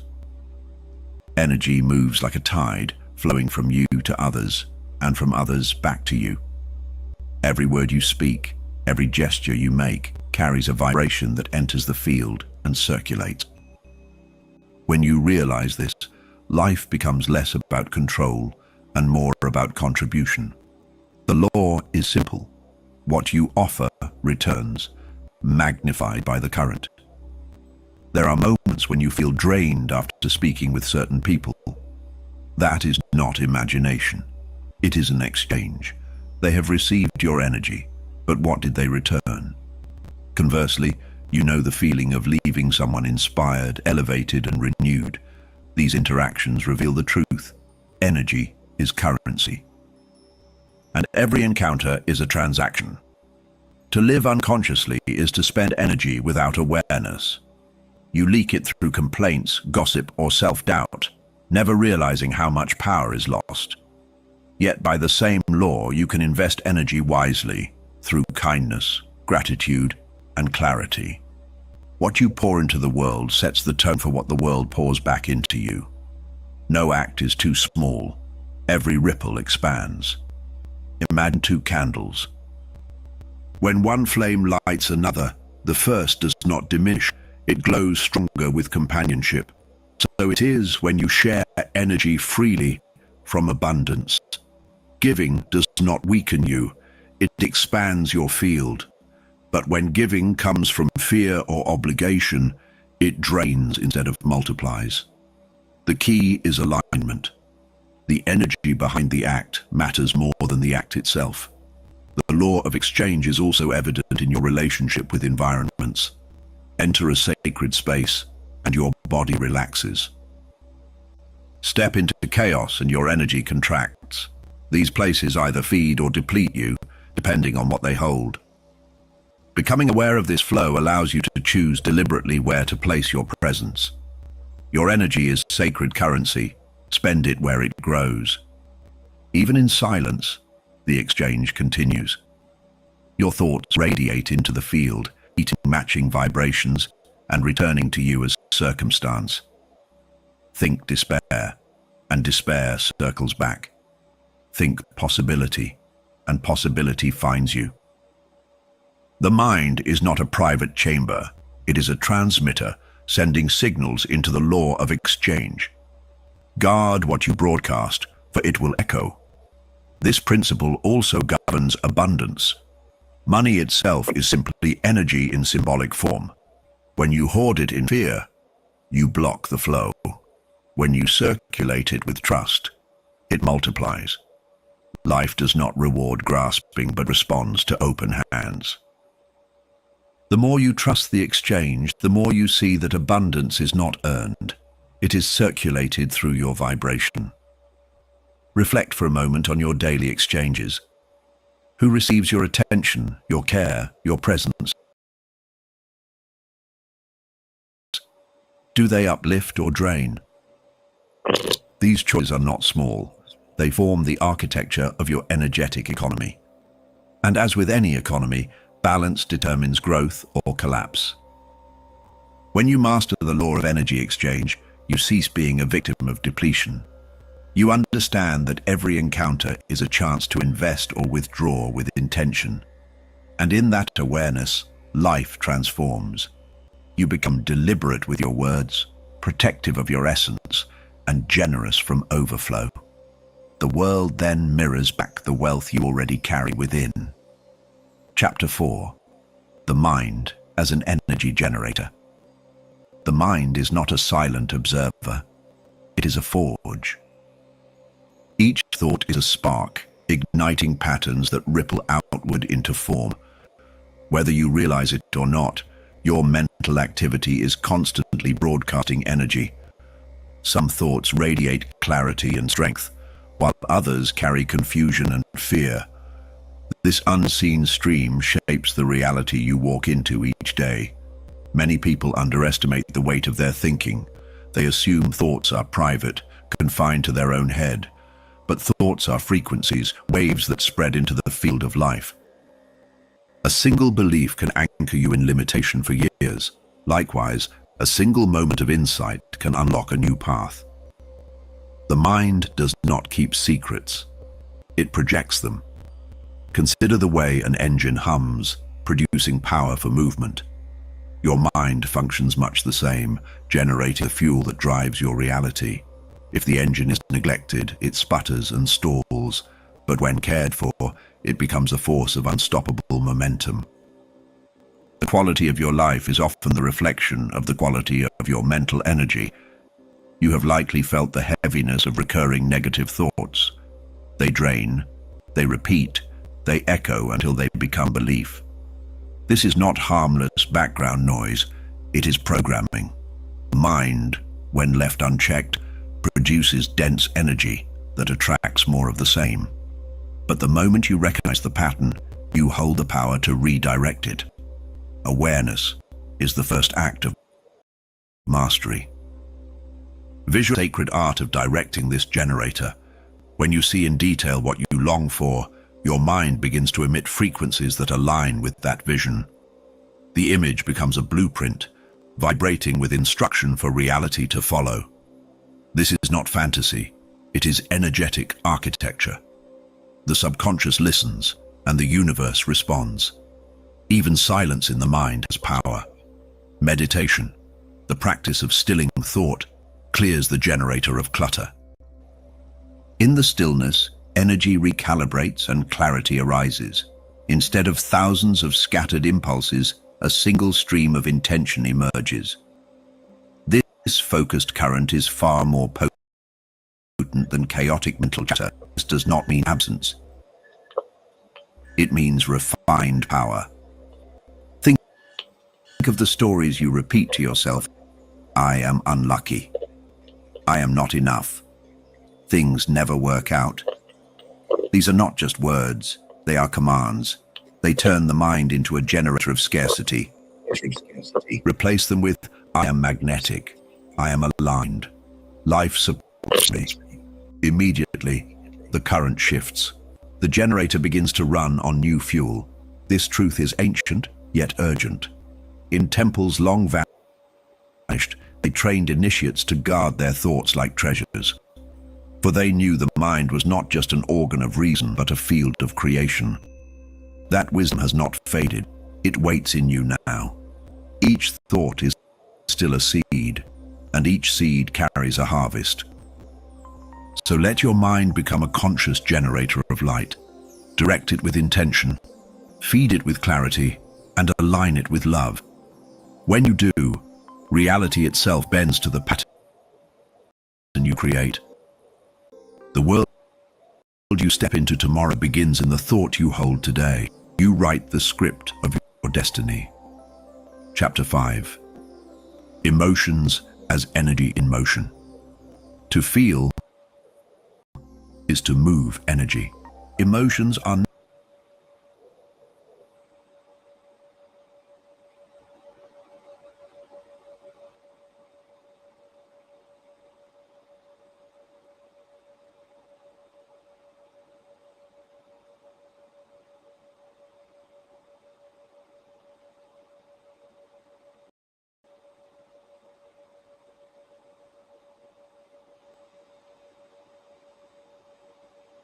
not abstract moods drifting through you. They are living currents shaping your vibration. Each surge of joy, each wave of sorrow, each tremor of anger carries a frequency that radiates into your field. When ignored, these currents stagnate and harden. When embraced, they become powerful allies of transformation. Think of joy.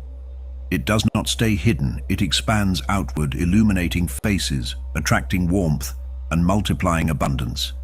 Its frequency is light, flowing, and magnetic. Now think of resentment. It contracts, pulls inward, and creates a weight in the body. Both are energy in motion, yet they're direct life. The challenge is not in feeling, but in channeling. Many suppress emotions, fearing their intensity. Yet repression only stores energy like pressure behind a dam, eventually breaking with greater force. True mastery is learning to witness emotion, honor it, and then guide it into higher expression. In this, nothing is wasted. Every feeling becomes fuel. Imagine grief as a river. If dammed, it floods the land. If ignored, it carves secret tunnels underground. But if allowed to flow, it eventually merges with the sea, transformed into something vast and cleansing. So it is with your emotions. They are meant to move. Their purpose is not destruction, but release and renewal. When you begin to listen to emotions, they reveal hidden truths. Anger whispers of boundaries crossed. Fear signals the unknown, awaiting courage. Joy signals alignment with your essence. Each feeling is a messenger, carrying information from your inner world to your awareness. Dismissing them blinds you. Listening to them awakens you.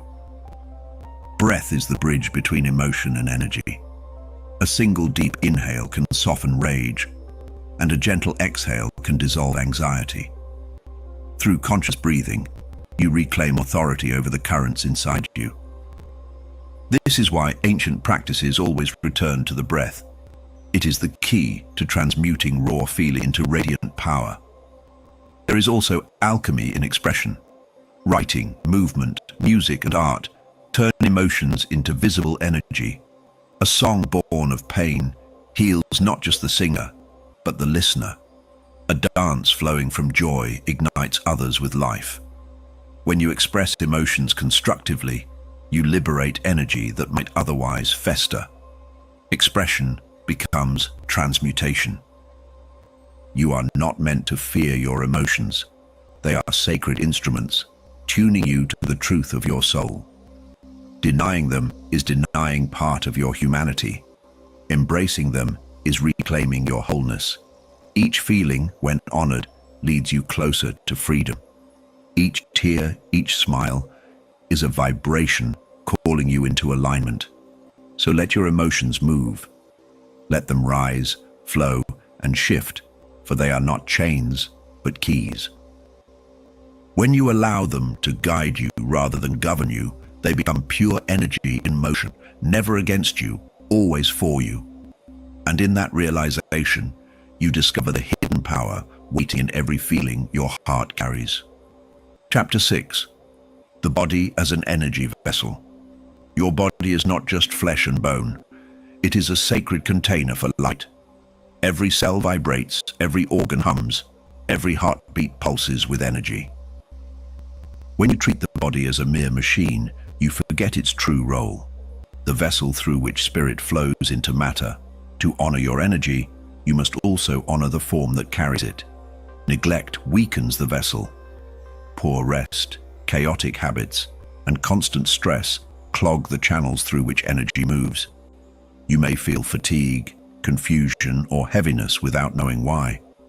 But these are signals, reminders that the vessel needs cleansing and care. Energy cannot flow freely through a container clouded with neglect. The breath is your first portal. With shallow breathing, the body starves of life force. With conscious breathing, you invite power into every cell. Inhale deeply, and you awaken dormant light within. Exhale fully, and you release stagnant currents. The simplest act, repeated with awareness, becomes the most powerful ritual. Movement is another sacred key. When the body is still for too long, energy becomes trapped. Through dance, stretching, or walking in nature, you restore the current. Even gentle motion reminds the vessel it is alive, meant for circulation, not stagnation. The body responds with vitality when invited into flow. Food, too, is frequency. Each bite carries the vibration of its source. Processed and lifeless foods dim the vessel, while natural and living foods amplify its radiance. Eating becomes more than survival. It is communion with energy. To feed consciously is to give your vessel the fuel it was designed to carry. Rest is not weakness, it is alignment. In sleep, the vessel recalibrates, releasing the noise of the day and restoring balance. Dreams are the whisper of energy reorganizing itself, preparing you for the next cycle. When you deny rest, you deny restoration. When you honor it, the vessel glows with renewed strength. The body is also sensitive to environment. Cluttered spaces, harsh sounds, and toxic surroundings weigh on its frequency. By cleansing your space, bathing in nature, or listening to music that uplifts, you create resonance. The vessel reflects its surroundings. Choose spaces that remind it of its divine design. There is a wisdom in the body that no book can teach. A tension in the shoulders may speak of unspoken burdens. A tight chest may carry unexpressed grief. The vessel remembers what the mind forgets. By listening to its signals, you access the language of energy in its purest form. When you begin to see your body as an energy vessel, everything changes. Self-care stops being a task and becomes a devotion. Breath, food, rest, and movement become sacred practices. And through this devotion, the vessel becomes clear, radiant, and strong, capable of carrying the highest frequencies your soul is ready to embody. Chapter 7. Energy and the Power of Intention. Every act of creation begins with a silent command. Intention is that command, the invisible architect shaping the unseen into form. It is more than a wish. It is direction, focus, and certainty woven together. Where intention is clear, energy organizes itself like iron filings drawn to a magnet. Reality bends to follow the blueprint written by your inner decree. Without intention, energy scatters. You may desire change but feel stuck, not because you lack power, but because your signal is fragmented. One moment you focus on abundance, the next on fear of loss. Energy listens to both and delivers confusion. The universe does not deny you, it simply reflects the clarity or chaos of your intent. True intention arises when thought, emotion, and action move in harmony. If the mind declares one path but the heart trembles in doubt, energy becomes divided. If action contradicts belief, vibration collapses. Alignment is the secret. Intention must be whole. When every part of you says yes, reality responds without resistance. Consider how an arrow is shot. The archer does not simply release the bowstring carelessly. They align the body, steady the hand, fix their gaze, and only then release. Intention works the same way. When you release energy without focus, it drifts.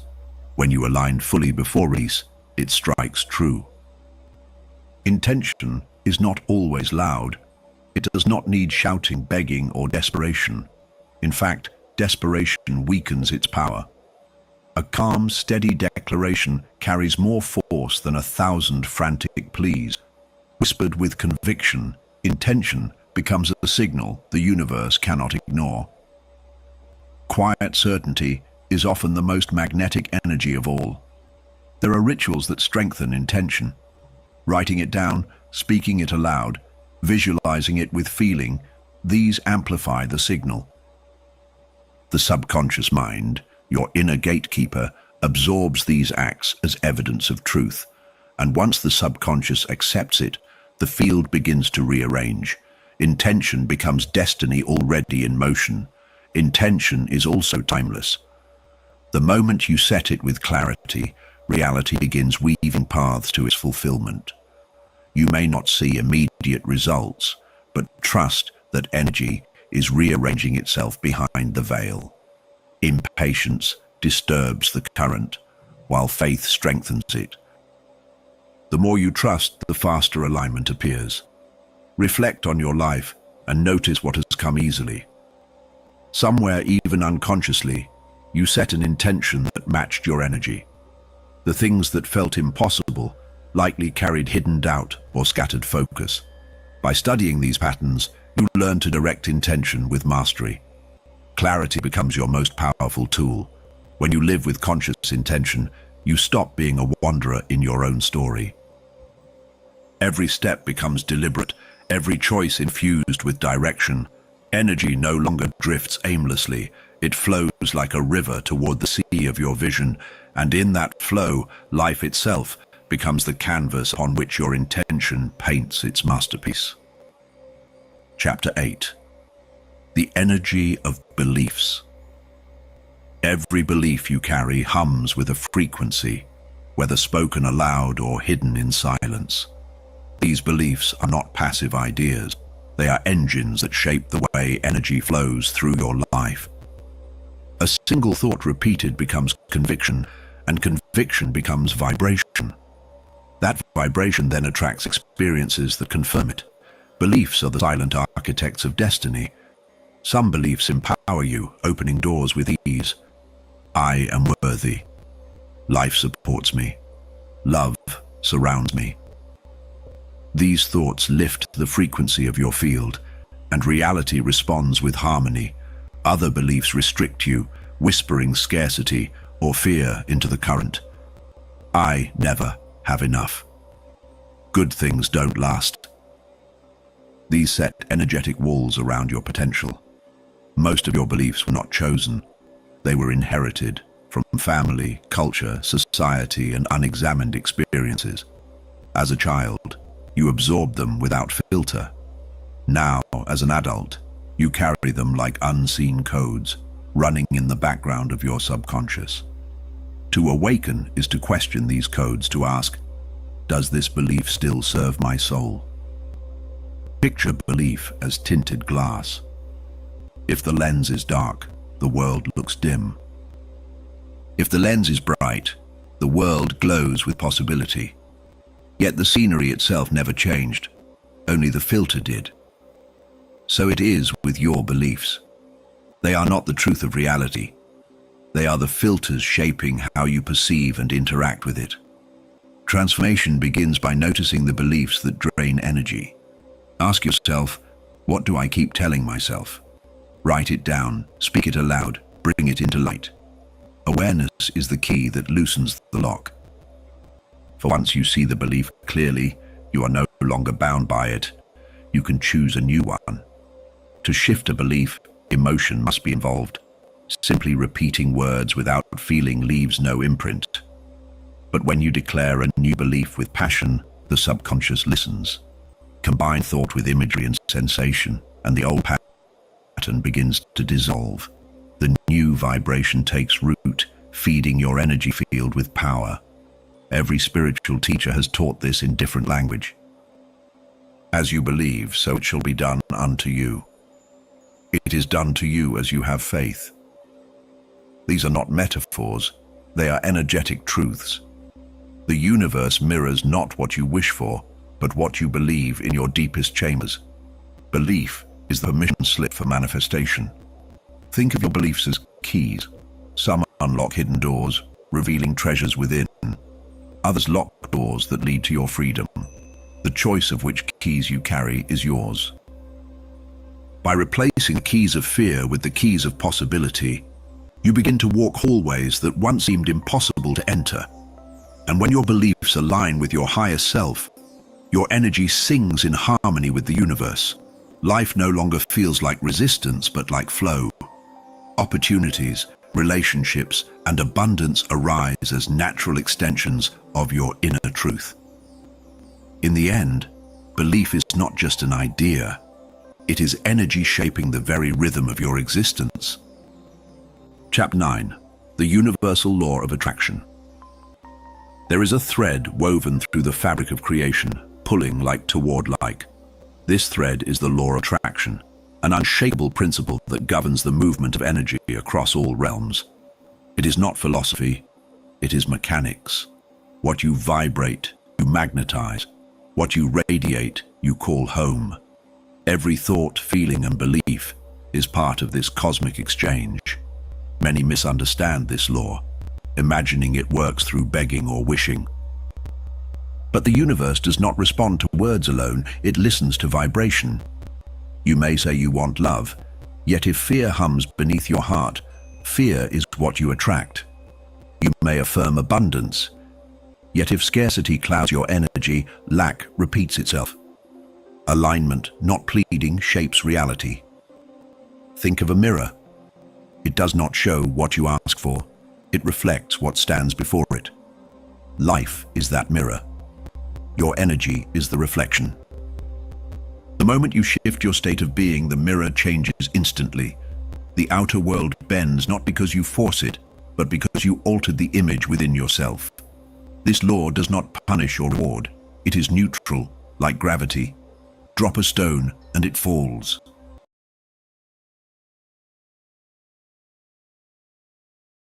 Radiate doubt and it relay. Radiate clarity, chronicity. The law sends vibration to its source. When you understand this, you no longer ask, why me? But instead ask, what frequency am I sending? To work with this law, you must embody before it appears. If you desire peace, practice peace now. If you seek abundance, radiate gratitude as though abundance already surrounds you. Stop asking the universe, start becoming the signal. That is the essence of the law of attraction. Being, not waiting. There are rituals to strengthen this alignment. Visualization trains your energy field to hold the desired frequency. Affirmations spoken with conviction imprint the subconscious. Acts of generosity confirm abundance. Each practice is not magic, but resonance. You tune your inner field to the outcome, and reality cannot help but respond. Resistance is the great disruptor of this law. Doubt, fear, and impatience send conflicting signals into the field. You may say yes, but your energy whispers no. To dissolve resistance, surrender is required. Trust is the magnet's polish. Without it, the pull weakens. When you let go of the how, the universe arranges the when and where. You have already seen this law in action. The friend who always expects disappointment and finds it. The person who radiates joy and attracts joy wherever they go. These are not coincidences. They are demonstrations. Once you notice the pattern, you realize it has always been guiding your path, silently and precisely. Mastery of the law of attraction is not about controlling life, it is about controlling your vibration. By choosing alignment, you invite harmony. By becoming the energy of your desires, you dissolve the distance between wanting and receiving. And when you live in that truth, attraction is no longer effort. It is the natural rhythm of your being. Chapter 10. Energy and Relationships. Every relationship you enter is an exchange of energy. Beyond words, beyond actions, something subtler is always happening. Vibration, meeting, vibration. Some connections leave you lifted as if sunlight touched your skin. Others leave you drained as if shadows consumed your light. To see relationships as energetic interactions is to understand their deeper truth. Often, we measure relationships by appearances, time spent, roles played, promises spoken. Yet the real measure is how your energy feels after the interaction. Do you feel expanded or diminished, inspired or exhausted? These sensations are not accidents. They are the body reading the energy. The truth of any bond is written in your vibration. Healthy relationships operate on mutual exchange. When both give and receive freely, energy circulates like breath. Giving, imbalance begins. Over time, this imbalance shows up as fatigue, resentment, or disconnection. Energy always reveals what words may conceal. There are people who shine like beacons, igniting your spirit with their presence. Their frequency resonates with yours, amplifying your highest self. Being with them feels natural, safe, inspiring. Then, there are those whose energy is heavy, consuming, or chaotic. Recognizing the difference is not judgment, it is discernment. Boundaries are sacred in maintaining your energetic integrity. Without them, you leak power into dynamics that diminish you. Saying no is not cruelty, it is alignment. Protecting your field is not isolation, it is wisdom. When you set clear energetic boundaries, you create space for relationships that truly support your soul. It is also true that your own vibration determines the kind of relationships you attract. If you radiate insecurity, you draw people who mirror it. If you embody love, you attract those who meet you in it. Relationships are not random, they are magnetic reflections of your current energy. To change your bonds, you must first change your resonance. Forgiveness plays a vital role in clearing relational energy.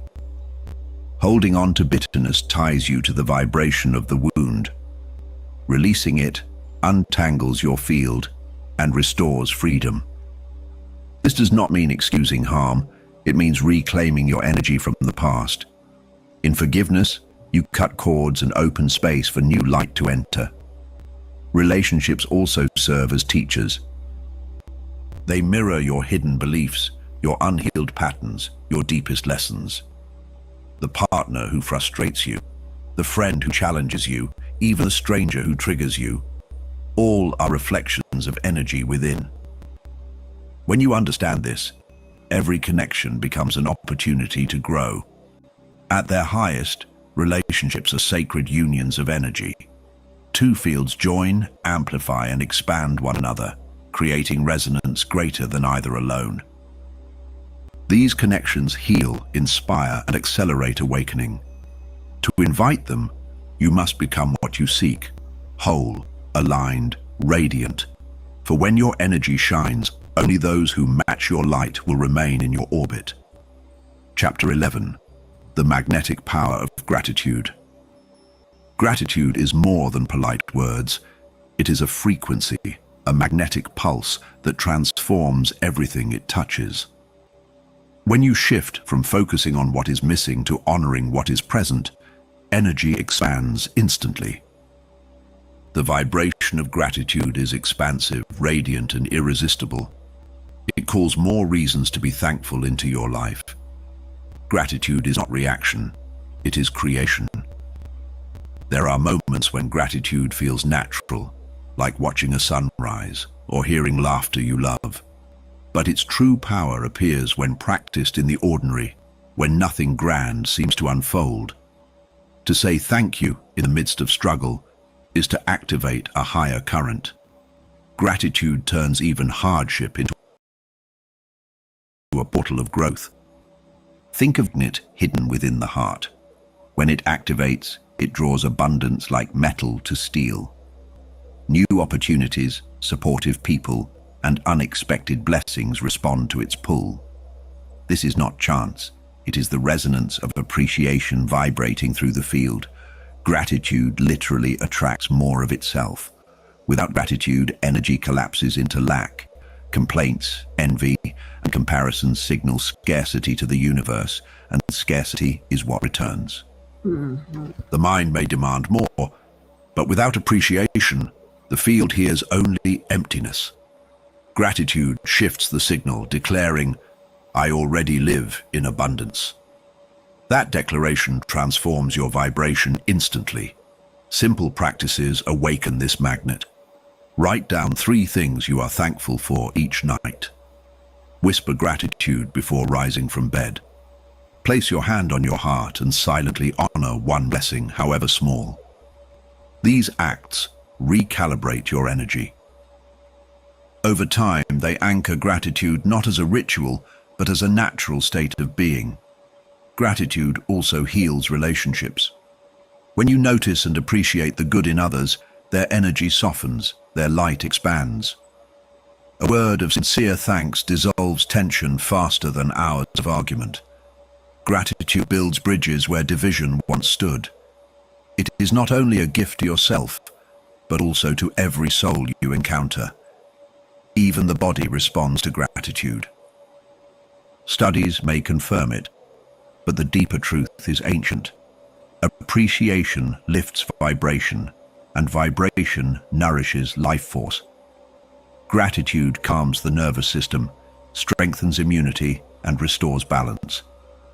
When the body feels appreciated, it becomes an even clearer vessel of energy. To live in gratitude is to live in alignment. You stop chasing what is missing and begin radiating abundance. You realize life is not happening against you, but for you. Gratitude unveils the miracles already present, hidden in plain sight. The more you look, the more you see. And so gratitude becomes your compass. When lost in doubt or fear, return to thanks. When overwhelmed, pause and honor one simple blessing. The shift is immediate. The frequency rises and the field responds. Gratitude is not just emotion, it is activation. Through it, you magnetize a life overflowing with light. Chapter 12. Healing through energy. Healing is not only a matter of the body, it is an energetic restoration of balance. Every wound, whether physical or emotional, carries an energetic imprint. When energy becomes blocked, stagnant, or fractured, pain appears. True healing comes not from masking symptoms, but from allowing energy to flow freely again. Harmony, not force, is the essence of healing. You may have felt heaviness in your chest after grief, or tension in your shoulders after worry. These are not random sensations, they are signals of energy trapped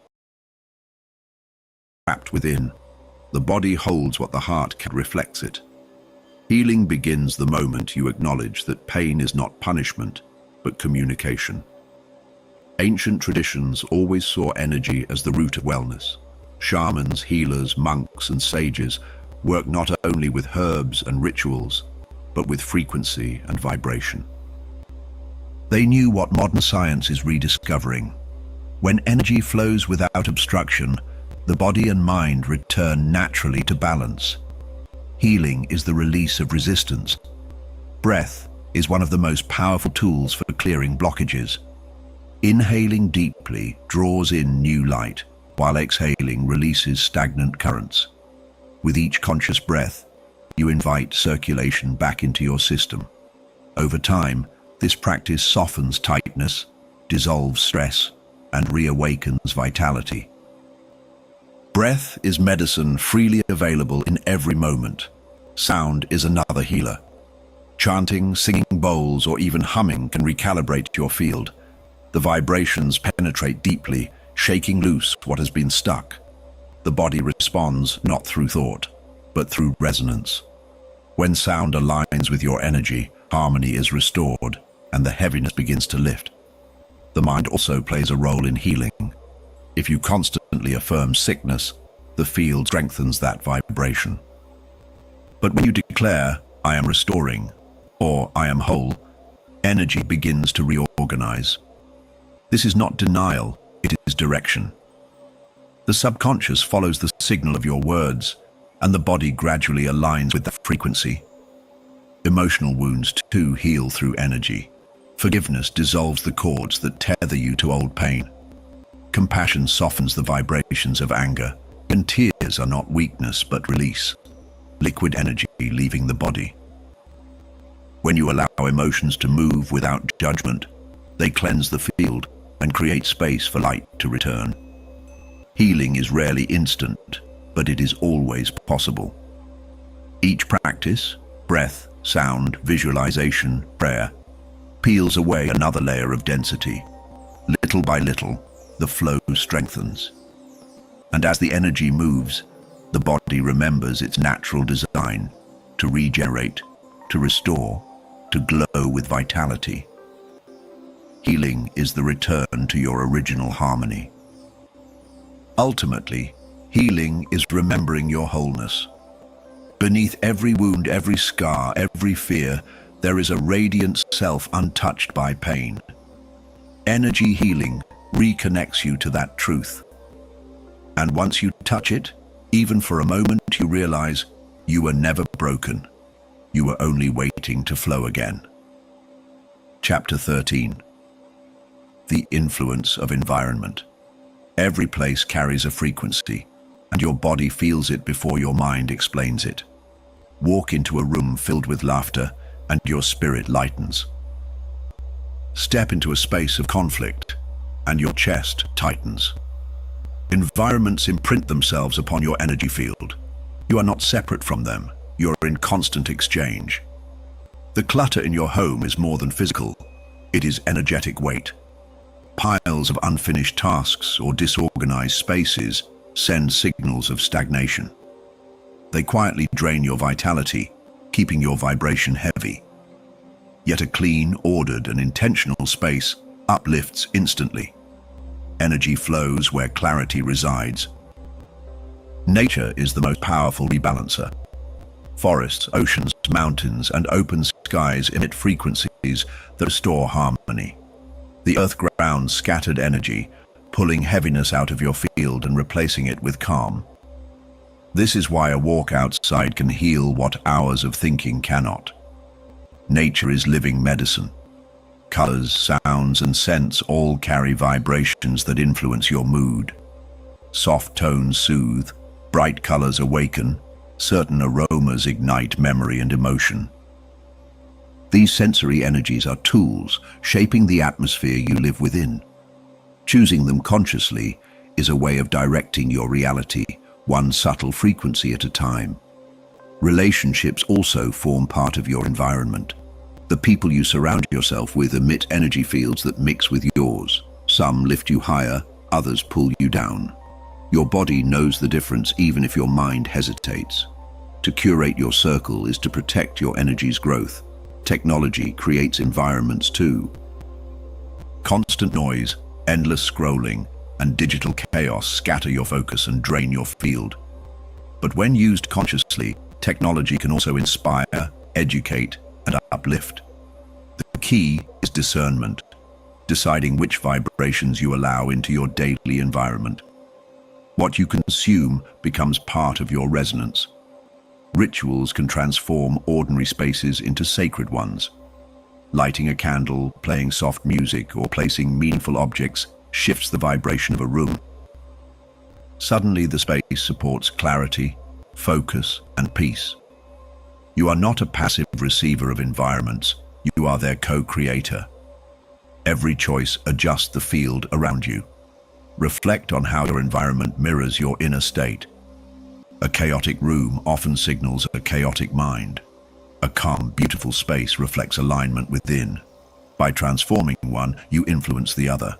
Change the outer order, and the inner vibration rises to match it. The two are never separate. When you recognize the influence of environment, you begin to choose differently. You stop tolerating spaces that diminish you and start building ones that uplift you. Surround yourself with places and people that resonate with light. Then your energy, nourished by harmony, becomes a sanctuary for all who enter your field. Chapter 14. The energy of words. Every word you speak carries a vibration, carving patterns in the field around you. Language is not neutral, it is energy clothed in sound. Words can soothe or wound, open doors or close them, heal or destroy. The ancient sages knew this truth, guarding speech as sacred. To master your words is to master part of your energy. Notice how a kind word lingers in memory, glowing long after it is spoken. Likewise, a harsh phrase can echo for years, shaping someone's self-image. Words are seeds. Once planted, they grow, sprouting into experiences that match their vibration. When you speak, you are sowing reality into the soil of time. The most powerful words are those you speak to yourself. Your inner dialogue sets the tone of your vibration more than anything external. Tell yourself you are weak, and your energy shrinks. Tell yourself you are radiant, and your field expands. The universe listens less to your outer requests and more to your inner declarations. Silence holds power too. Choosing not to speak negative words prevents them from imprinting the field. In restraint, energy is conserved, redirected toward creation instead of destruction. But silence should not be avoidance. It should be a conscious act of holding vibration. Sometimes the strongest energy is spoken not with words, but with presence. Ritualized words amplify vibration. Affirmations, prayers, and mantras repeat frequency into the subconscious, embedding them into your energetic code. These are not empty phrases when felt deeply. They are instructions to the field. Spoken with conviction, words become living currents, shaping reality in alignment with your intention. It is wise to become mindful of casual language. Everyday phrases like, "I'm always tired" or "I can't afford that," train the field to respond accordingly. Energy does not recognize jokes. It recognizes vibration. To speak is to invite heaviness unconsciously. Mindful speech reclaims this power, turning language into a tool of creation. Think of cultures where blessings are spoken over meals, journeys, or even greetings. These traditions were not superstition, they were energetic practice. By infusing words with intention, they elevated the frequency of daily life. You can do the same, transforming ordinary speech into sacred activation. Even written words carry energy. Journals, letters, or messages transmit vibration beyond time and distance. To write with love is to leave imprints of healing. To write with anger is to extend heaviness far beyond yourself. Every letter carries resonance, influencing both sender and receiver. When you recognize words as carriers of energy, you stop speaking carelessly. Language becomes sacred, a bridge between thought and reality. Each phrase becomes a choice: diminish or expand, harm or heal, block or open. And with each conscious choice, your words turn into light, shaping a reality worthy of your soul. Chapter 15. Energy and Abundance. Abundance is not something you chase, it is something you tune into. It is not only measured in wealth or possessions, but in opportunities, love, and the flow of life itself. At its core, abundance is a vibration, an openness that welcomes expansion. When you align with it, you realize there has always been enough. Scarcity was only a lens clouding your sight. Scarcity thinking contracts energy. It whispers of limitation, of not enoughness, of doors forever closed. Living in this frequency, you block the very flow you desire. Opportunities cannot find you because your energy says no before they arrive. Abundance, however, is expansive. It says yes to life, yes to possibility, yes to receiving. Gratitude is the gateway to abundance. When you appreciate what you already hold, you shift into the frequency of more. The heart expands, the field glows, and abundance responds. Even small acts of thanks ripple outward, multiplying what is acknowledged. Abundance does not grow where there is complaint. It blossoms where gratitude lives.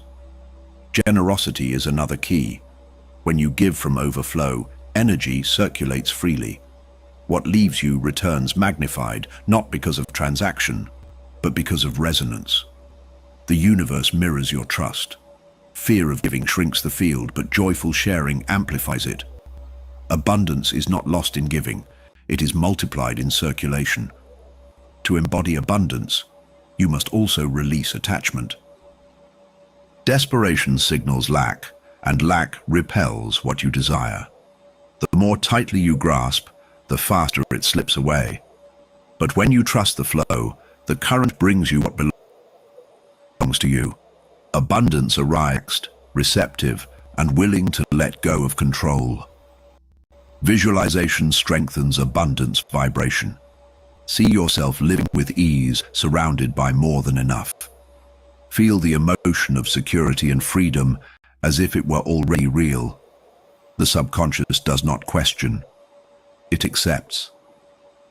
And once your inner field believes, the outer field responds. Abundance begins as imagination, then hardens into reality. It is important to notice abundance beyond money. The smile of a stranger, the beauty of a sunset, the warmth of a meal, all are expressions of the infinite.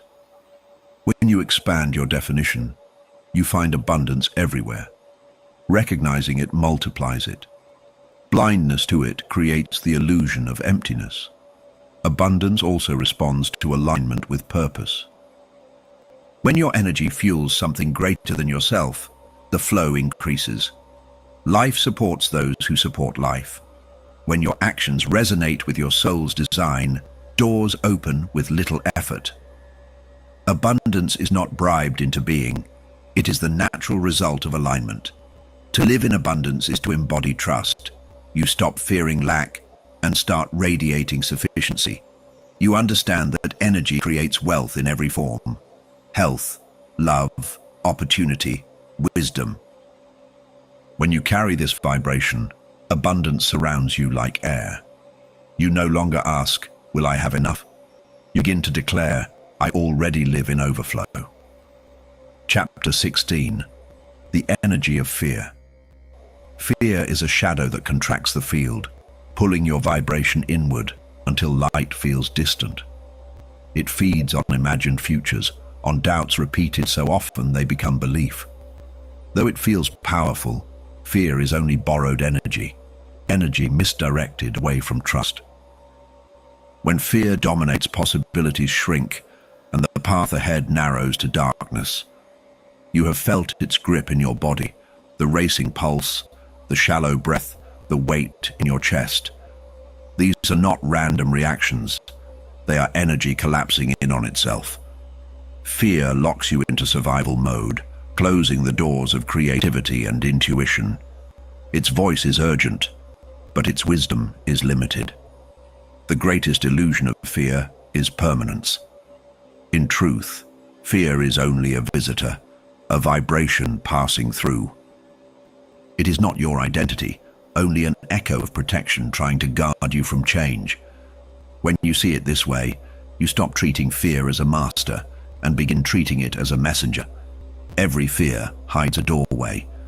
On the other side of it lies expansion, freedom, and growth.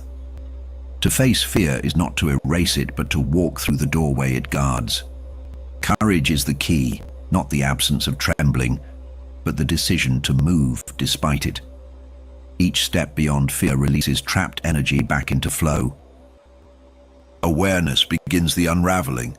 When you name the fear aloud, "I am afraid of failing.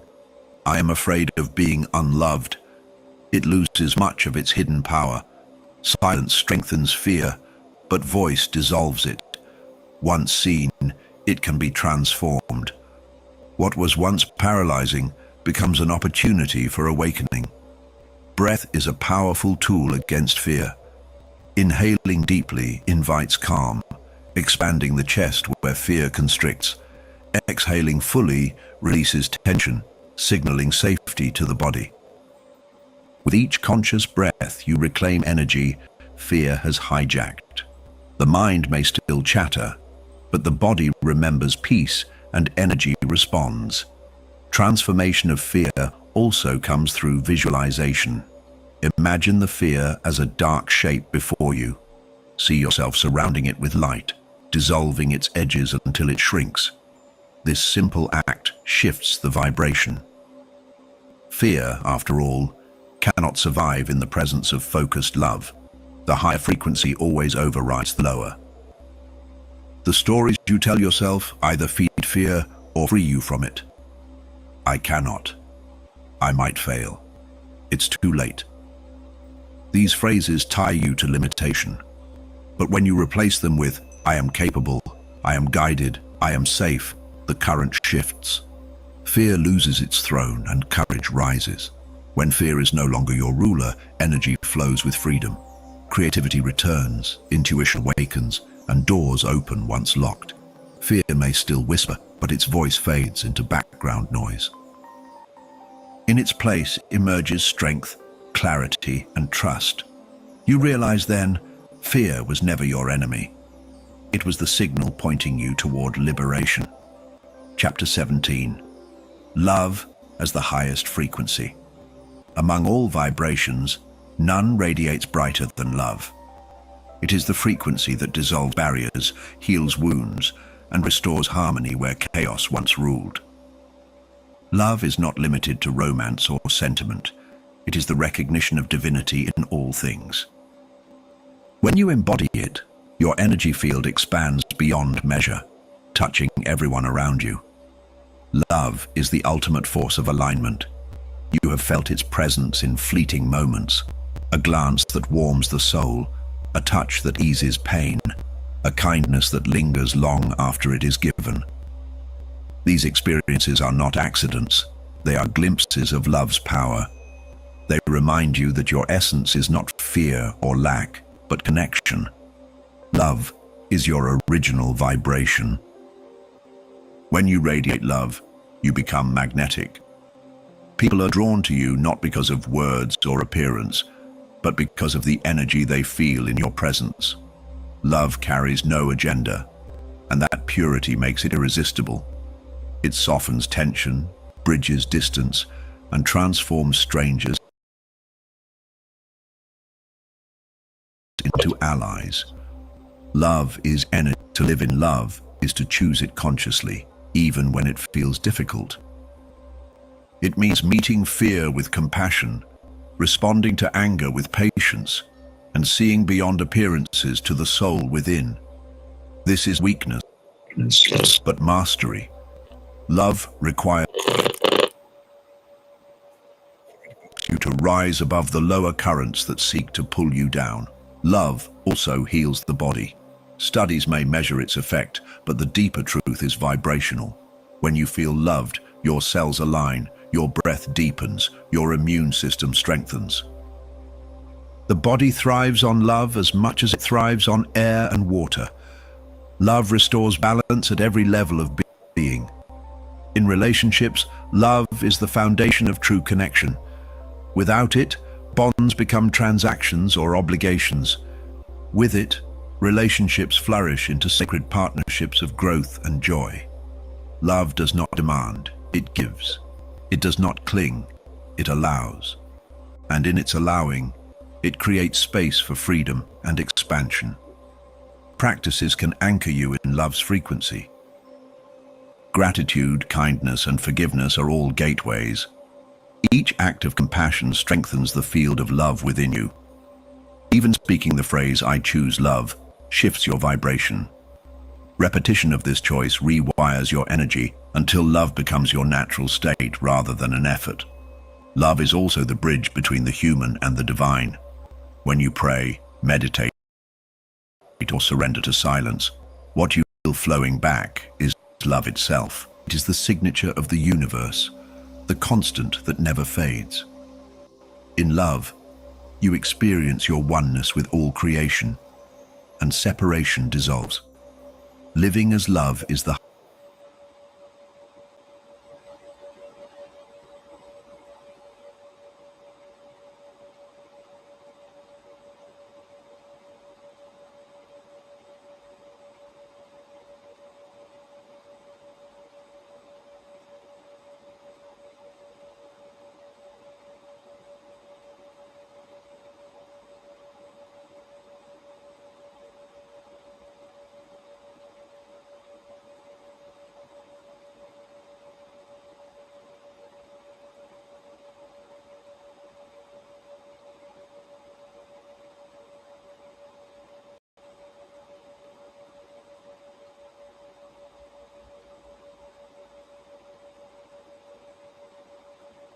highest calling.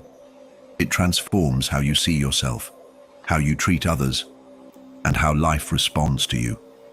When you embody love, you no longer need to chase abundance, peace, or healing. They arrive as natural extensions of your vibration. For in love, you have already become the highest frequency of all. Chapter 18: Energy and Creativity.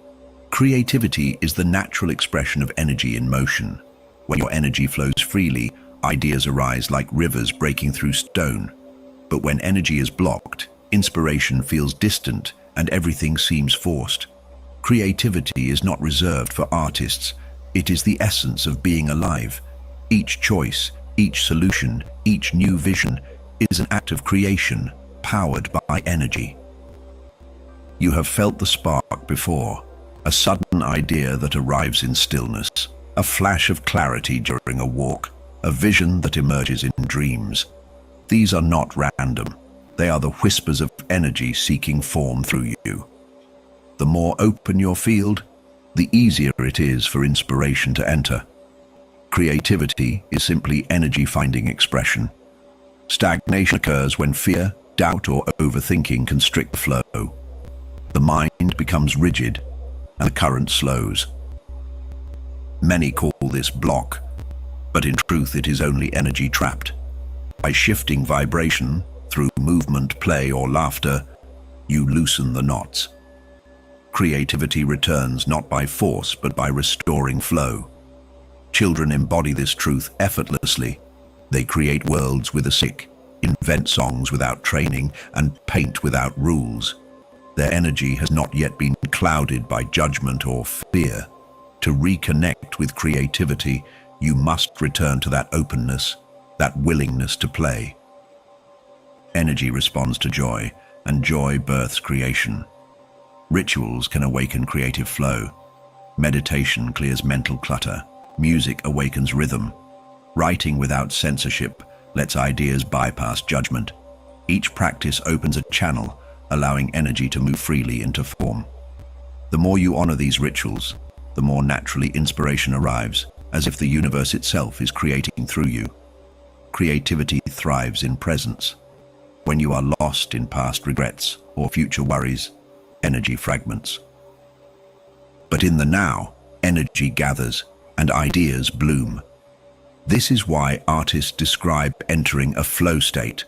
They surrender to the present moment, and creation unfolds effortlessly. Presence is the canvas upon which energy paints.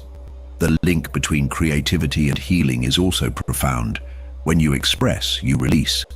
Writing, painting, or singing transforms stored emotions into beauty. What was once pain becomes art. What was once silence becomes voice. Creativity liberates energy that would otherwise weigh heavy within. Expression is medicine. Collaboration magnifies creative energy. When two or more align in inspiration, their fields merge, amplifying the flow.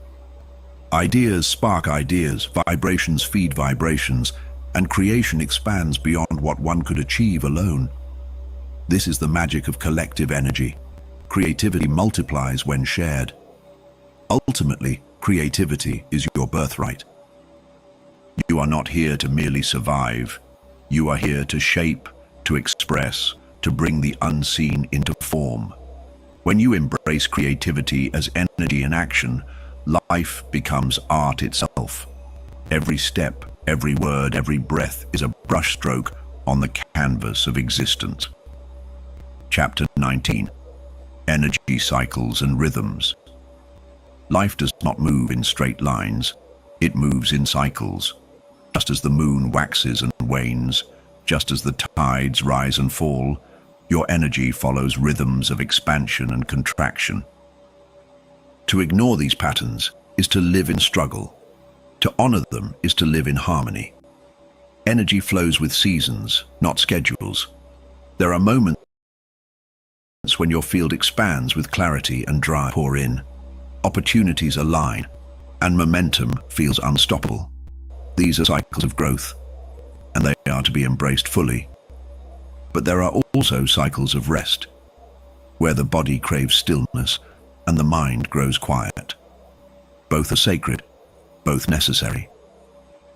Western culture often glorifies constant productivity, yet constant output is unsustainable. Just as soil must rest to grow fertile again, your energy requires pauses. These times are not failures, but preparation.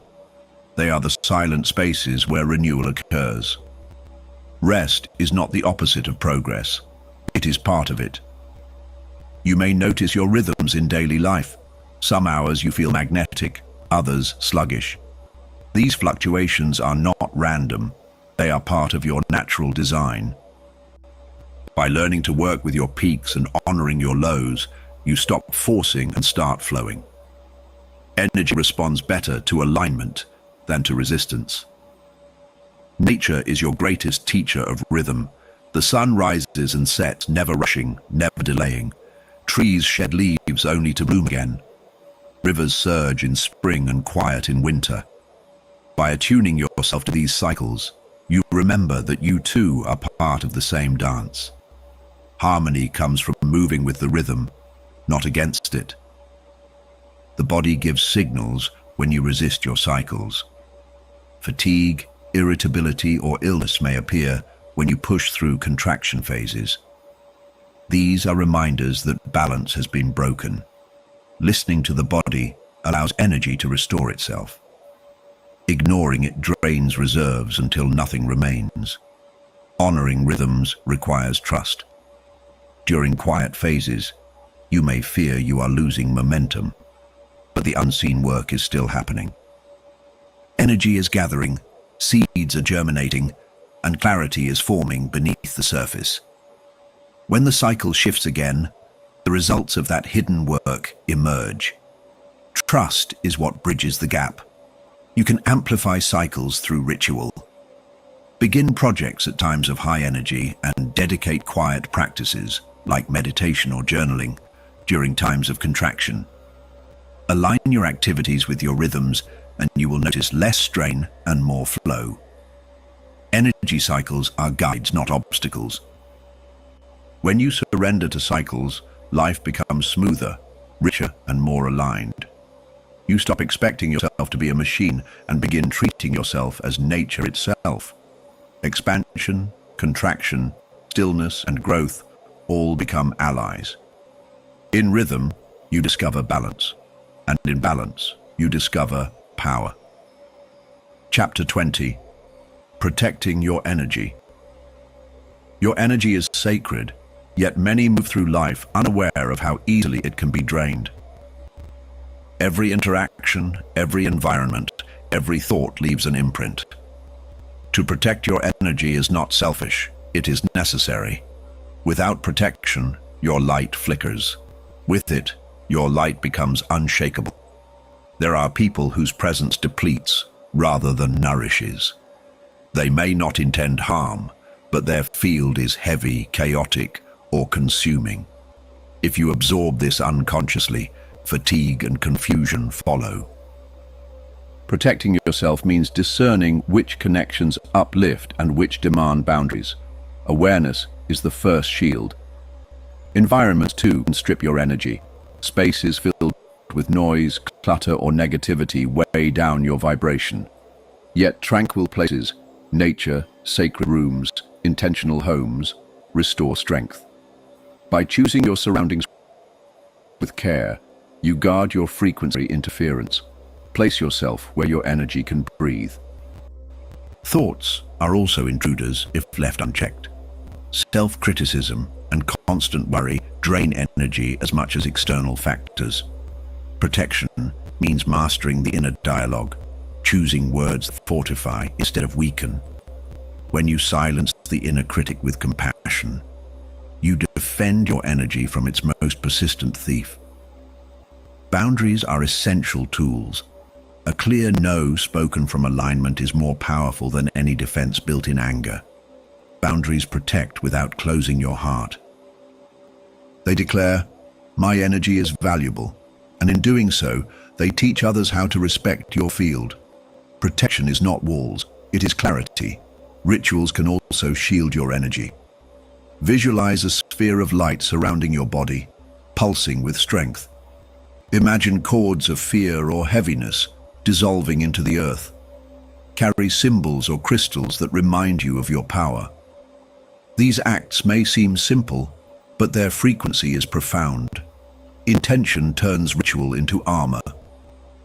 Rest and solitude are forms of protection often overlooked. By stepping back, you reclaim scattered fragments of your energy. Silence allows your field to recalibrate, free from outside influence. In solitude, you return to your own vibration. From there, you can engage the world without losing yourself. Protection does not mean fear of others. It means respect for your essence. When you safeguard your energy, you are more available to give love, create beauty, and live with clarity. Without protection, giving turns into depletion. With protection, giving multiplies your strength. True service requires strong boundaries. When you learn to protect your energy, you stop leaking power into what does not serve you. Your presence grows magnetic, your field becomes luminous, and your path clears unnecessary burdens. In protection, there is freedom, and in freedom, your energy can finally rise into its fullest expression. Chapter 21. The ripple effect of energy. Every action you take, no matter how small, sends waves into the field. A single smile can lighten a stranger's day, and a careless word can linger like a shadow for years. Energy does not stop with you. It travels outward, shaping lives beyond what you can see. This ripple effect is constant, and you are always participating in it. Consider how one act of kindness multiplies. You uplift one person, and in turn, they pass that vibration forward to others. A single moment of compassion can move through countless lives, like rings expanding from a stone dropped into water. Your energy does not end where your skin ends. It continues, carrying influence into the unseen. Negativity spreads just as quickly. Anger, fear, or resentment infects the field, creating ripples of heaviness that others unconsciously absorb. One person's bitterness can sour a room, just as one person's light can brighten it. This is why awareness is essential. You are never neutral. You are either uplifting the field or adding weight to it. Your thoughts also contribute to the ripple. Silent judgments, inner gratitude, secret fears all radiate into the environment. People feel it even if they cannot name it. Have you ever entered a room and sensed tension without words spoken? That was the ripple of unspoken energy. The invisible is always more powerful than the visible. When you become intentional with your ripple, life transforms.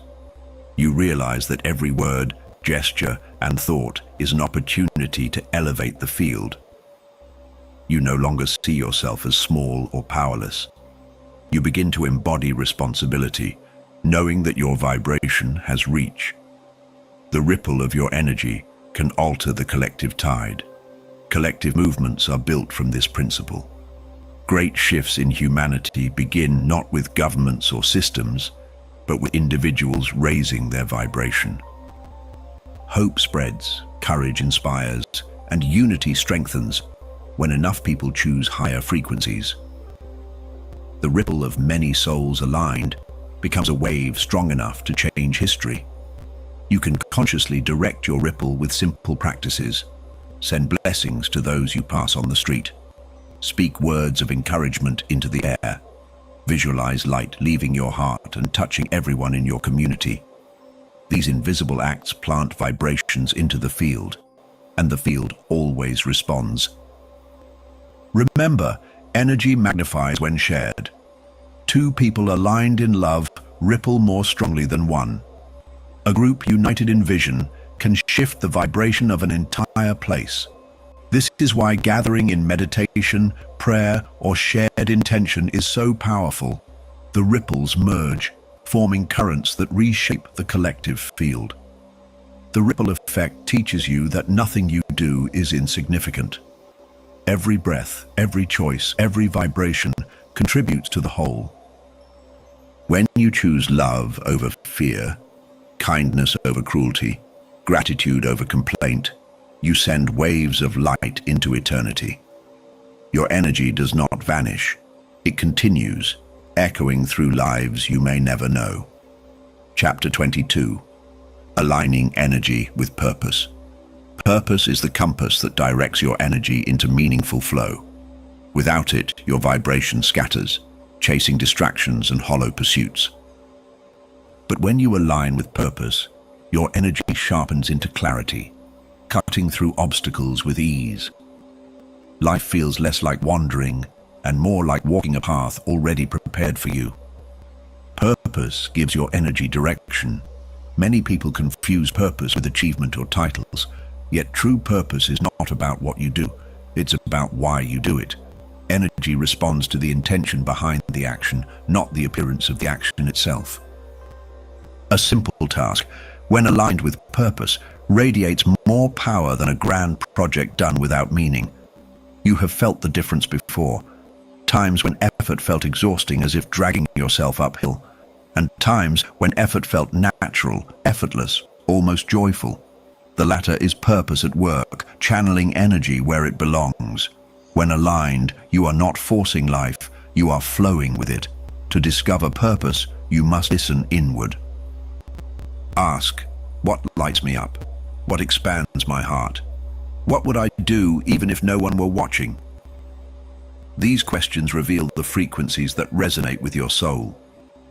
The answers may not come instantly, but as you listen, energy begins to guide you toward them. When energy aligns with purpose, resilience grows. Challenges still appear, but they no longer drain you in the same way. You endure because the current carries you. You are fueled not by obligation, but by inner fire. This is why purpose-driven people seem unstoppable. Their energy is rooted in something deeper than circumstance. Purpose also elevates creativity. Ideas that once felt forced arrive naturally. Synchronicities multiply. The universe begins to meet you halfway, arranging opportunities that match your vibration. Aligning with purpose does not make life easy, but it does make it meaningful.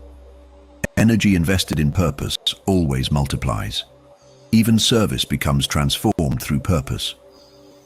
When your actions contribute to something larger than yourself, your energy expands. You feel part of a greater current, woven into the fabric of humanity. This sense of connection fuels you in ways self-interest never could.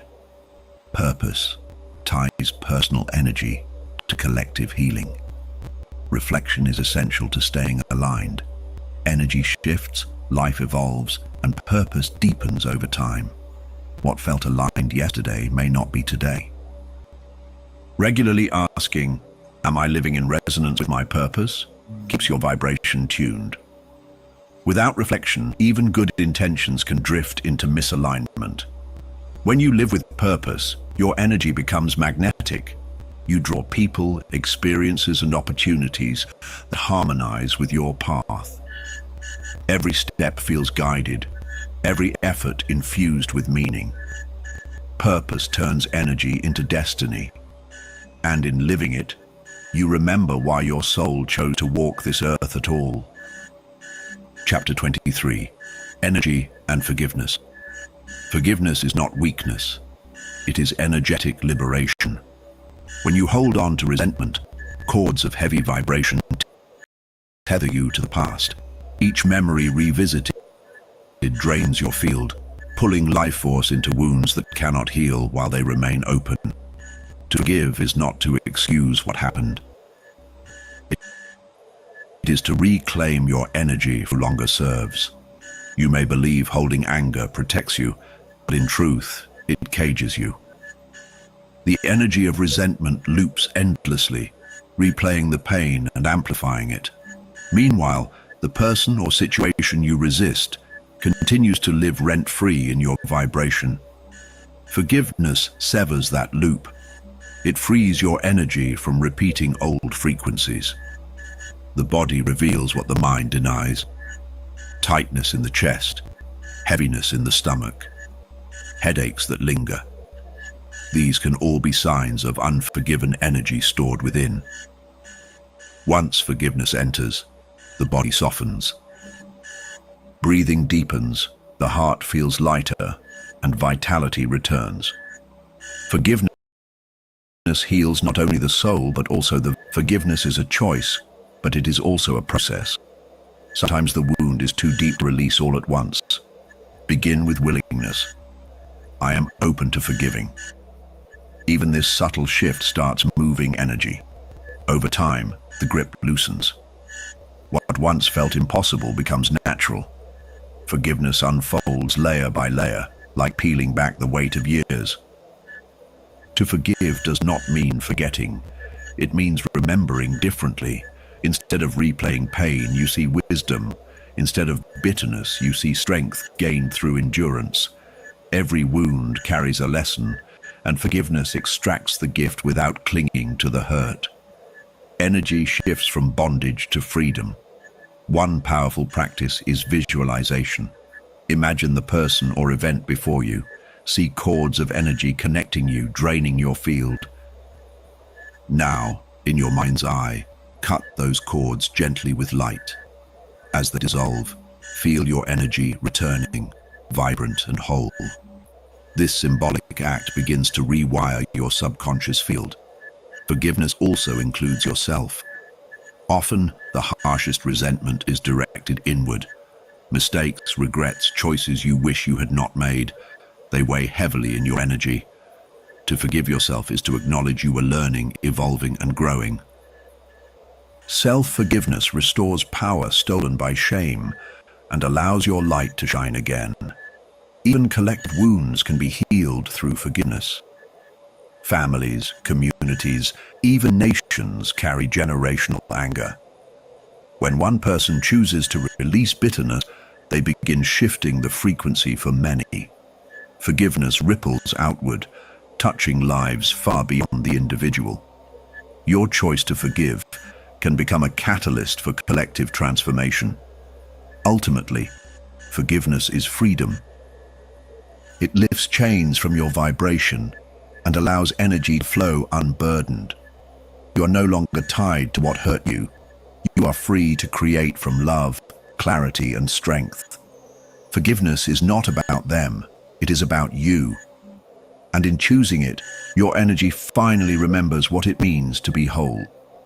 Chapter 24. The subconscious energy field. Beneath your conscious thoughts lies a vast reservoir of hidden energy, the subconscious field. It is here that your deepest patterns, beliefs, and memories reside, quietly shaping your vibration.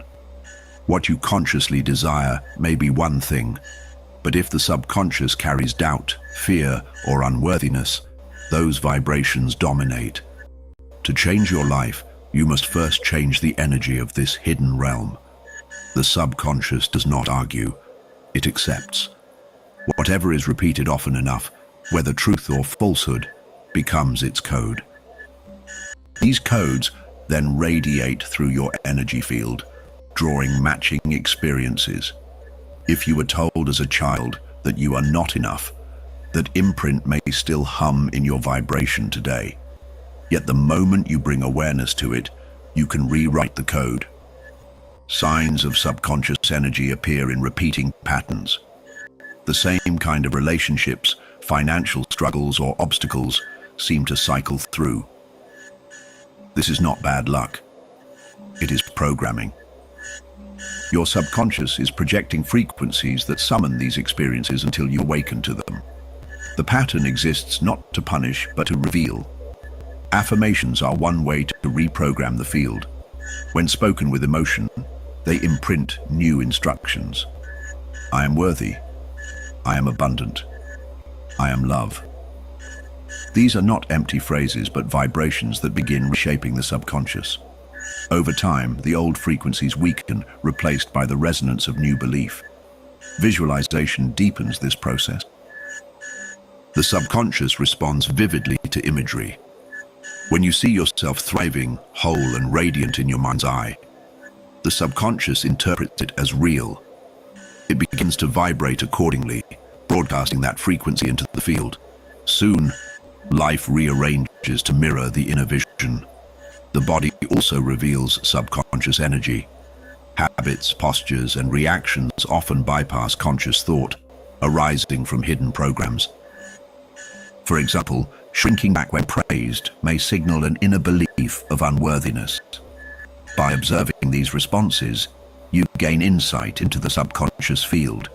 Awareness is the doorway to transformation. Dreams provide another map. The subconscious speaks in symbols, weaving stories at night that reflect hidden energy.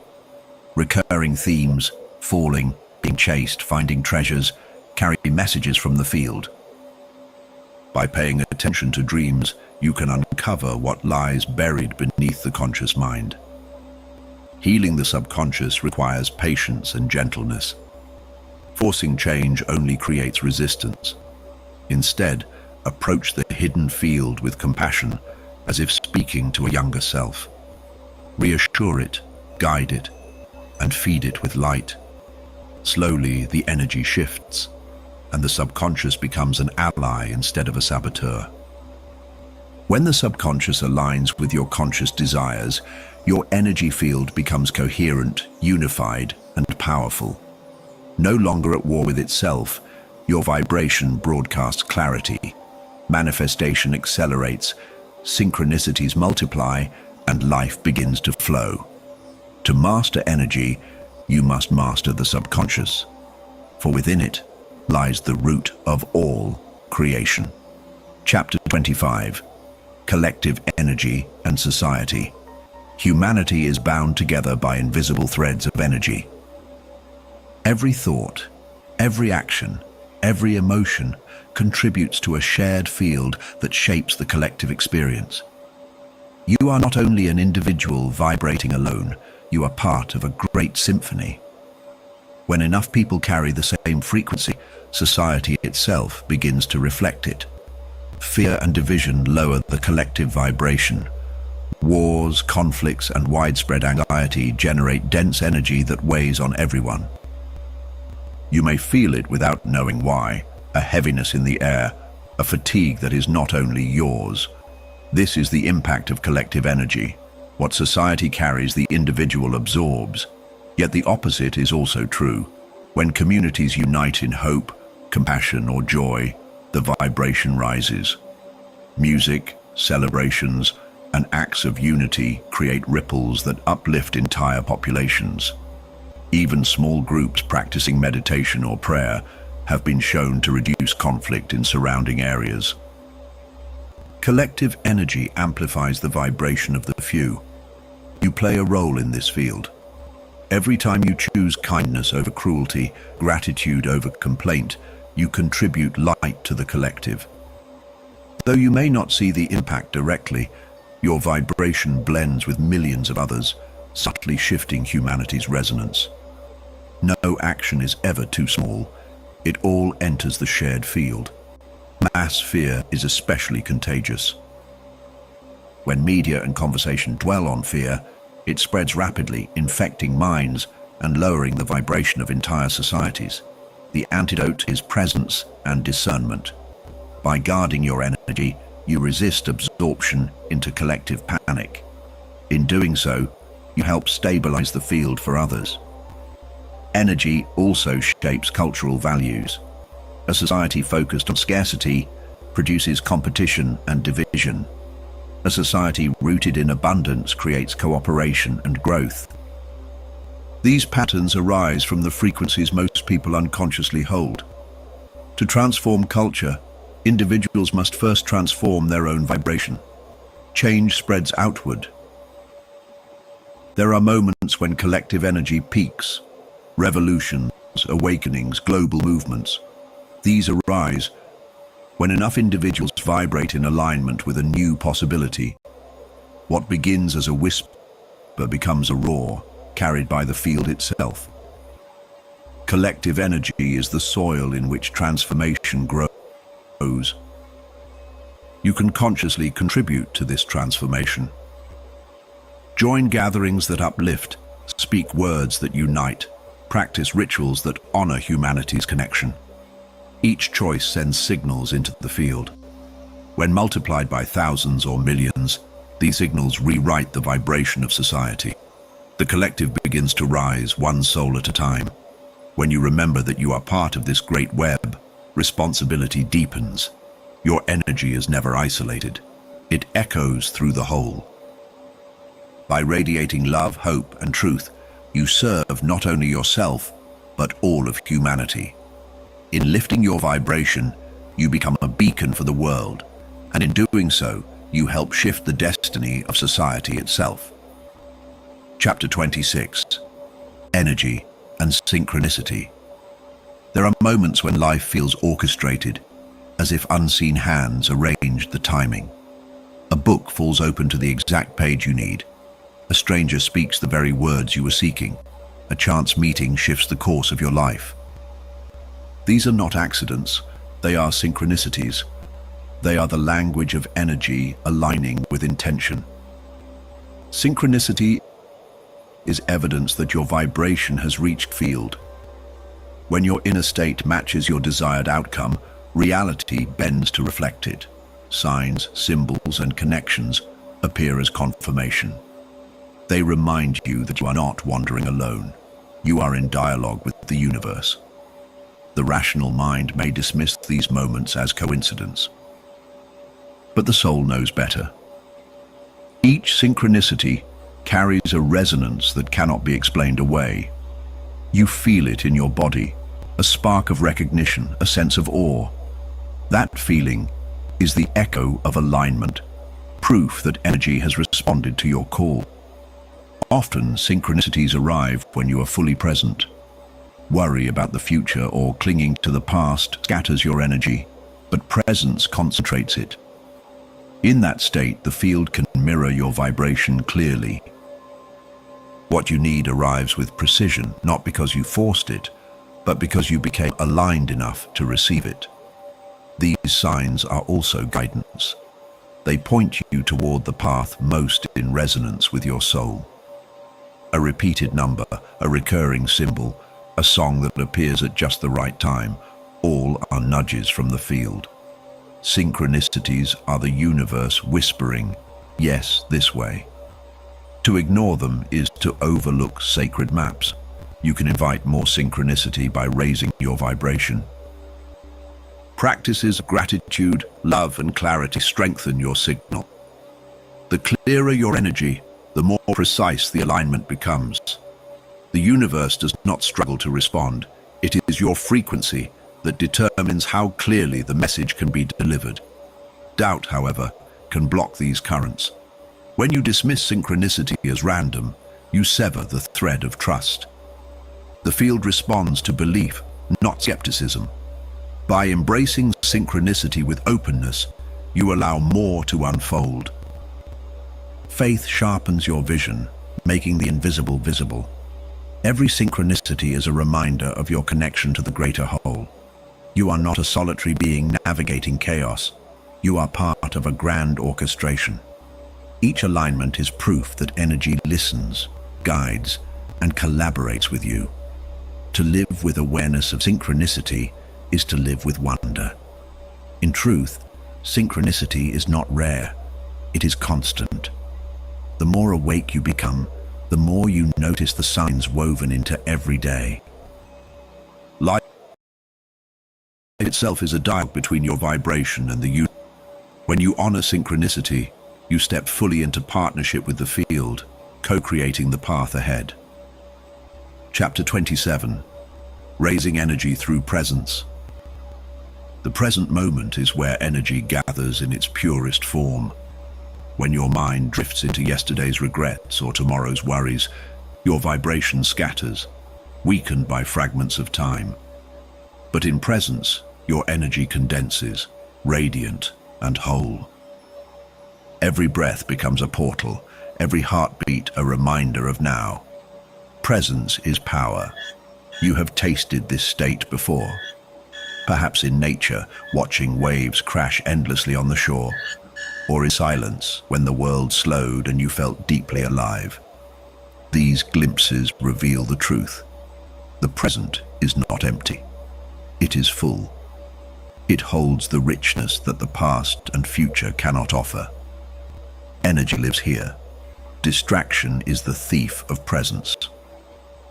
Endless noise, constant comparison, and rushing through life drain your field. The more scattered your attention, the weaker your energy becomes. Yet the moment you pause, breathe, and return to awareness, your vibration sharpens again. Presence is the cure for energy. The mind resists this stillness. It prefers to rehearse, to plan, to wander endlessly. But presence is not about silencing thought. It is about noticing it without being consumed. When you step back and observe, your energy shifts from entanglement to freedom. The observer within is always calm, always steady. Practices of mindfulness strengthen this state. Simply watching your breath, savoring each sip of water, or walking slowly with awareness brings you back. These are not trivial acts. They are recalibrations of energy. Through them, you gather what was scattered and return to alignment. Presence turns ordinary moments into sacred rituals. Creativity and intuition thrive in presence. With energy concentrated in now, new ideas arrive effortlessly. Guidance flows clearly, no longer drowned by noise. This is why inspiration often appears when you are relaxed and aware. It requires the field of presence to manifest. Energy and awareness are inseparable. Relationships also shift when you are present.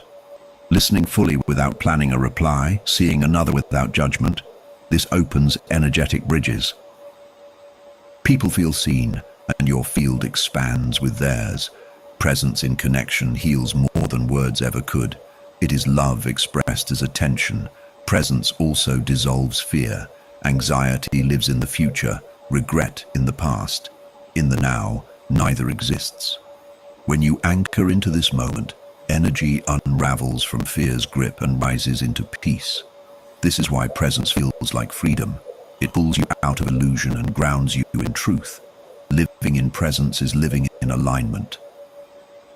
You no longer chase energy across scattered timelines. You embody it where it always was. The more you return to now, the stronger your field becomes. Life begins to unfold with clarity, synchronicity, and grace. Presence is not escape. It is the deepest homecoming. Chapter 28. Energy and spiritual connection. Energy is the bridge that links the human self to the divine. Beyond words, beyond ritual, it is vibration that allows communion with higher realms. When your frequency rises, you feel the presence of guidance, love, and wisdom flowing toward you. Spiritual connection is not distance traveled, it is resonance remembered. Every tradition, no matter how different in form, points to this truth. Prayer, meditation, chanting, and silence are not ends in themselves. They are tools to tune vibration. They quiet the noise of the mind and open channels of energy. Through them, you align with the current of spirit already surrounding you. There are moments action feels undeniable. A sudden peace washes over you. A presence unseen fills the room, or tears flow without reason. These are glimpses of higher energy entering your field. The divine does not need to be summoned. It is always here. What changes is your ability to attune. Spiritual connection cannot thrive in contraction. Fear, bitterness, and constant distraction distort the signal. But love, gratitude, and openness expand the channel. When your vibration matches higher frequencies, you naturally sense guidance. The universe speaks not through force, but through resonance. Practices can strengthen this alignment. Sitting in stillness each morning, breathing deeply, visualizing light filling your body. These are gateways. Speaking affirmations like "I am connected" reinforces the field. The more consistent the practice, the stronger the bridge becomes.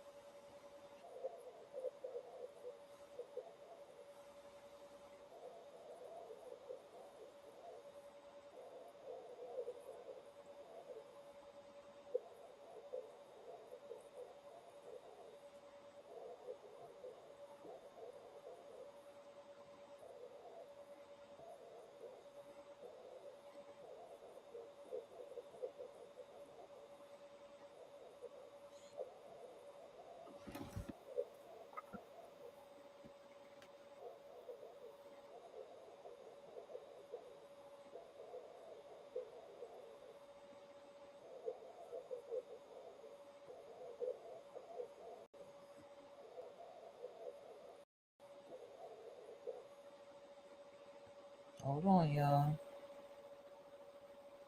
I have to do something.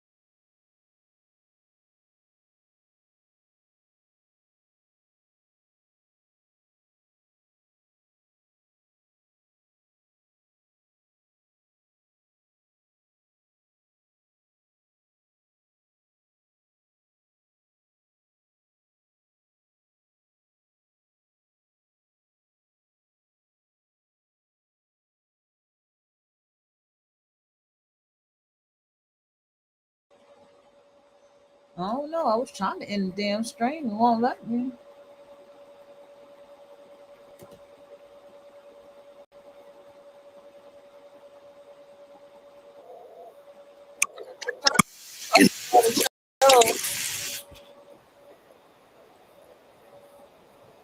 So, how is she on the screen?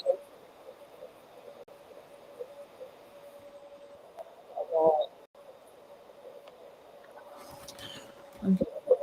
I don't know if it's going to work. I've been having this shit blowing on her.